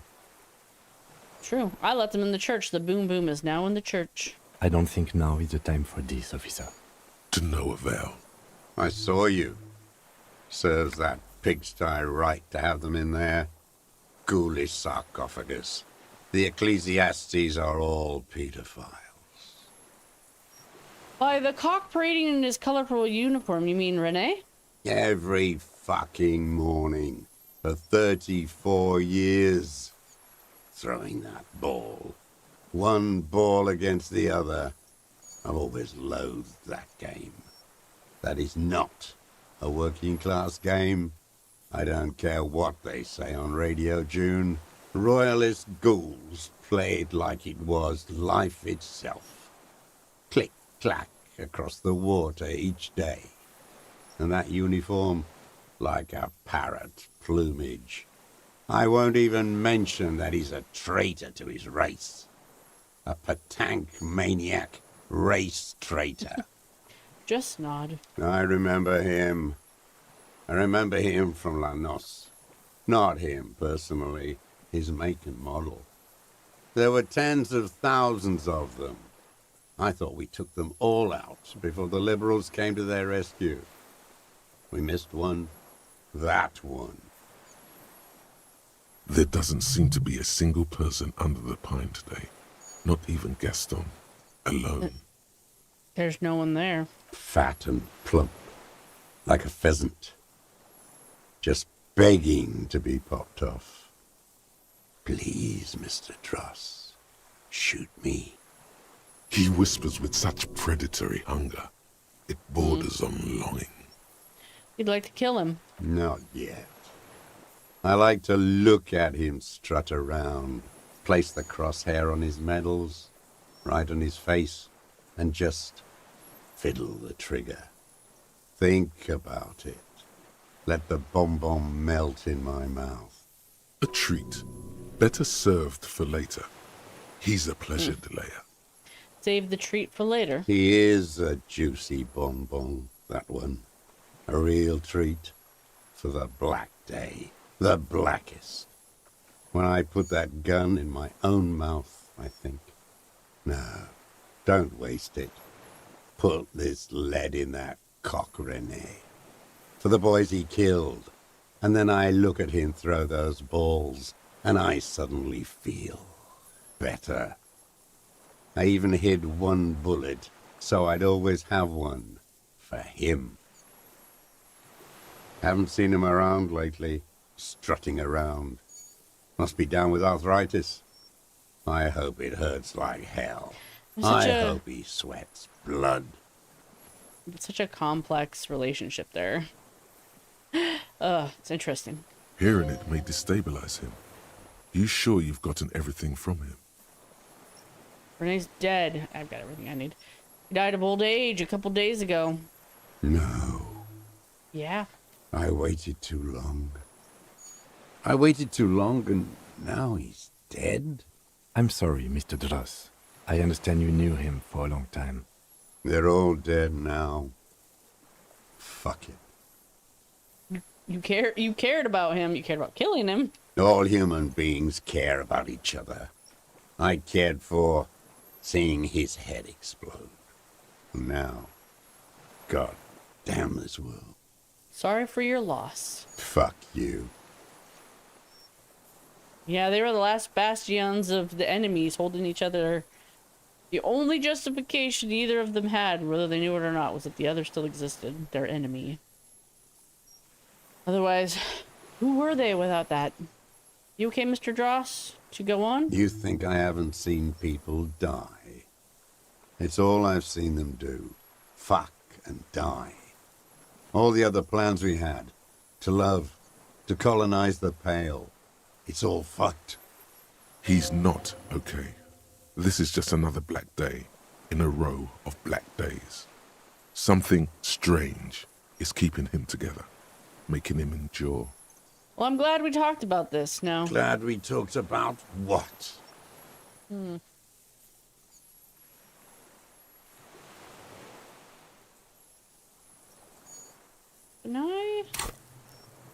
I can't change my clothes, but I can give myself...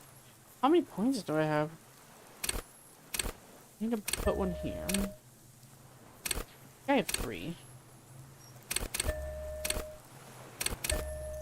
I have 4. Maybe I'll put some... Oh no, I'm good. Okay. Composure. What strikes you about this gaunt man is not the stomach pain, or the cough, or the malnutrition. For a man who's spent 44 years hidden in the urban wild. He's surprisingly okay. Indeed. He speaks fluidly. His movements are rapid, if erratic. His voice, despite the cough, is there. It is capable of expressing complicated ideas. Above all, he seems animated. Animated by what? It's a mystery. This animation comes at a cost too. Erratic hand gestures, thought processes cut off like threads, as he just stares at the logs or the reeds. He also suffers mood swings, bubbling to the surface, unconstrained by his nervous system. And also flashes of lust, simmering in there. Not too common in people his age. Dementia? You've seen demented people before. This feels similar, yet different. When his thoughts move, they are lucid, keen even, not senile. Is it some kind of substance damage? Like he's addicted to something? Not only the painkillers he's clearly on. The lust. Wouldn't his glands have stopped by now? I think that's how that works, but... There is definitely something hormonal there. Whatever the condition he's suffering, there is a sexual element to it.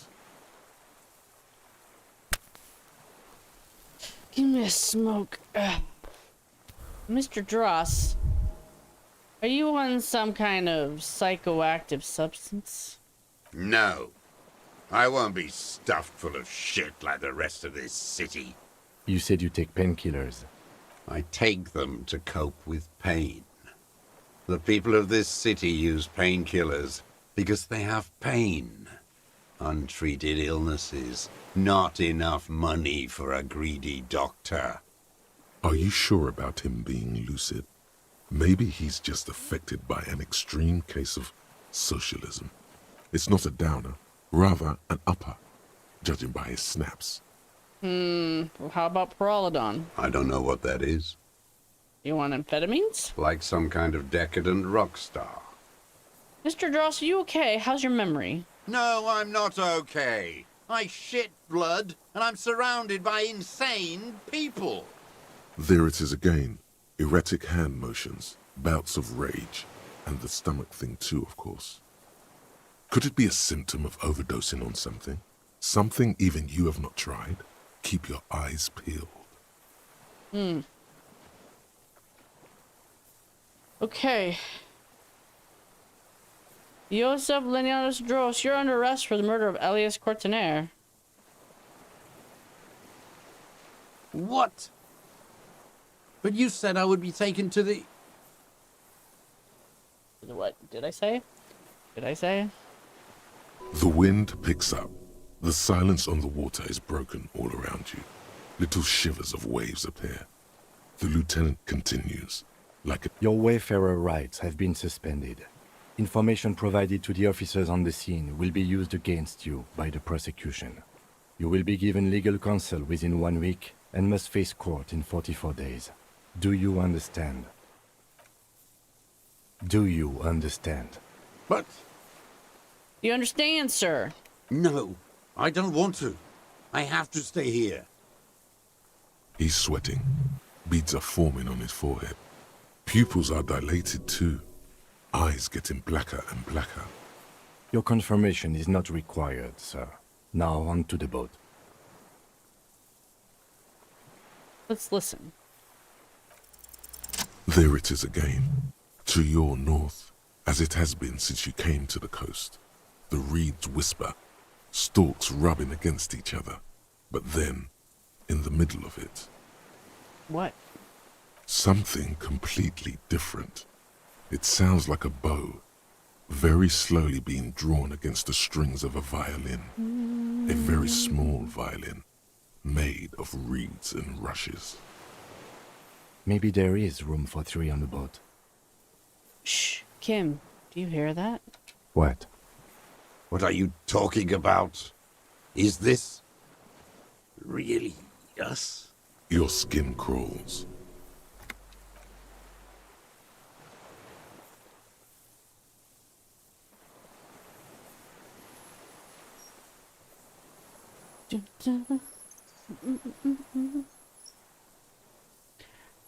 Oh my god, we found it. It's an Indian phasmid.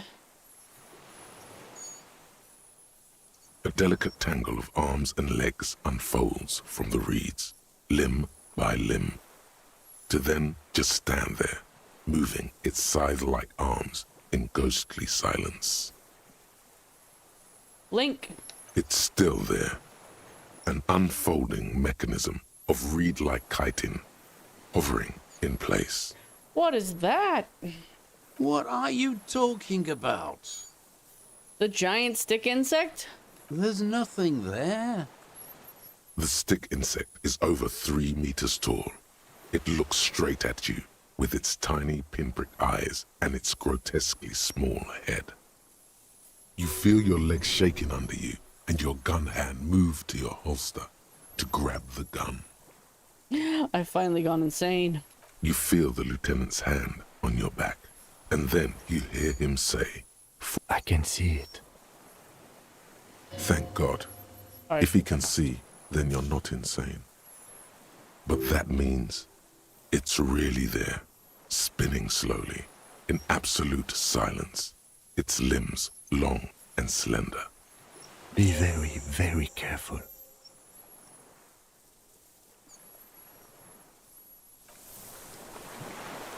All right.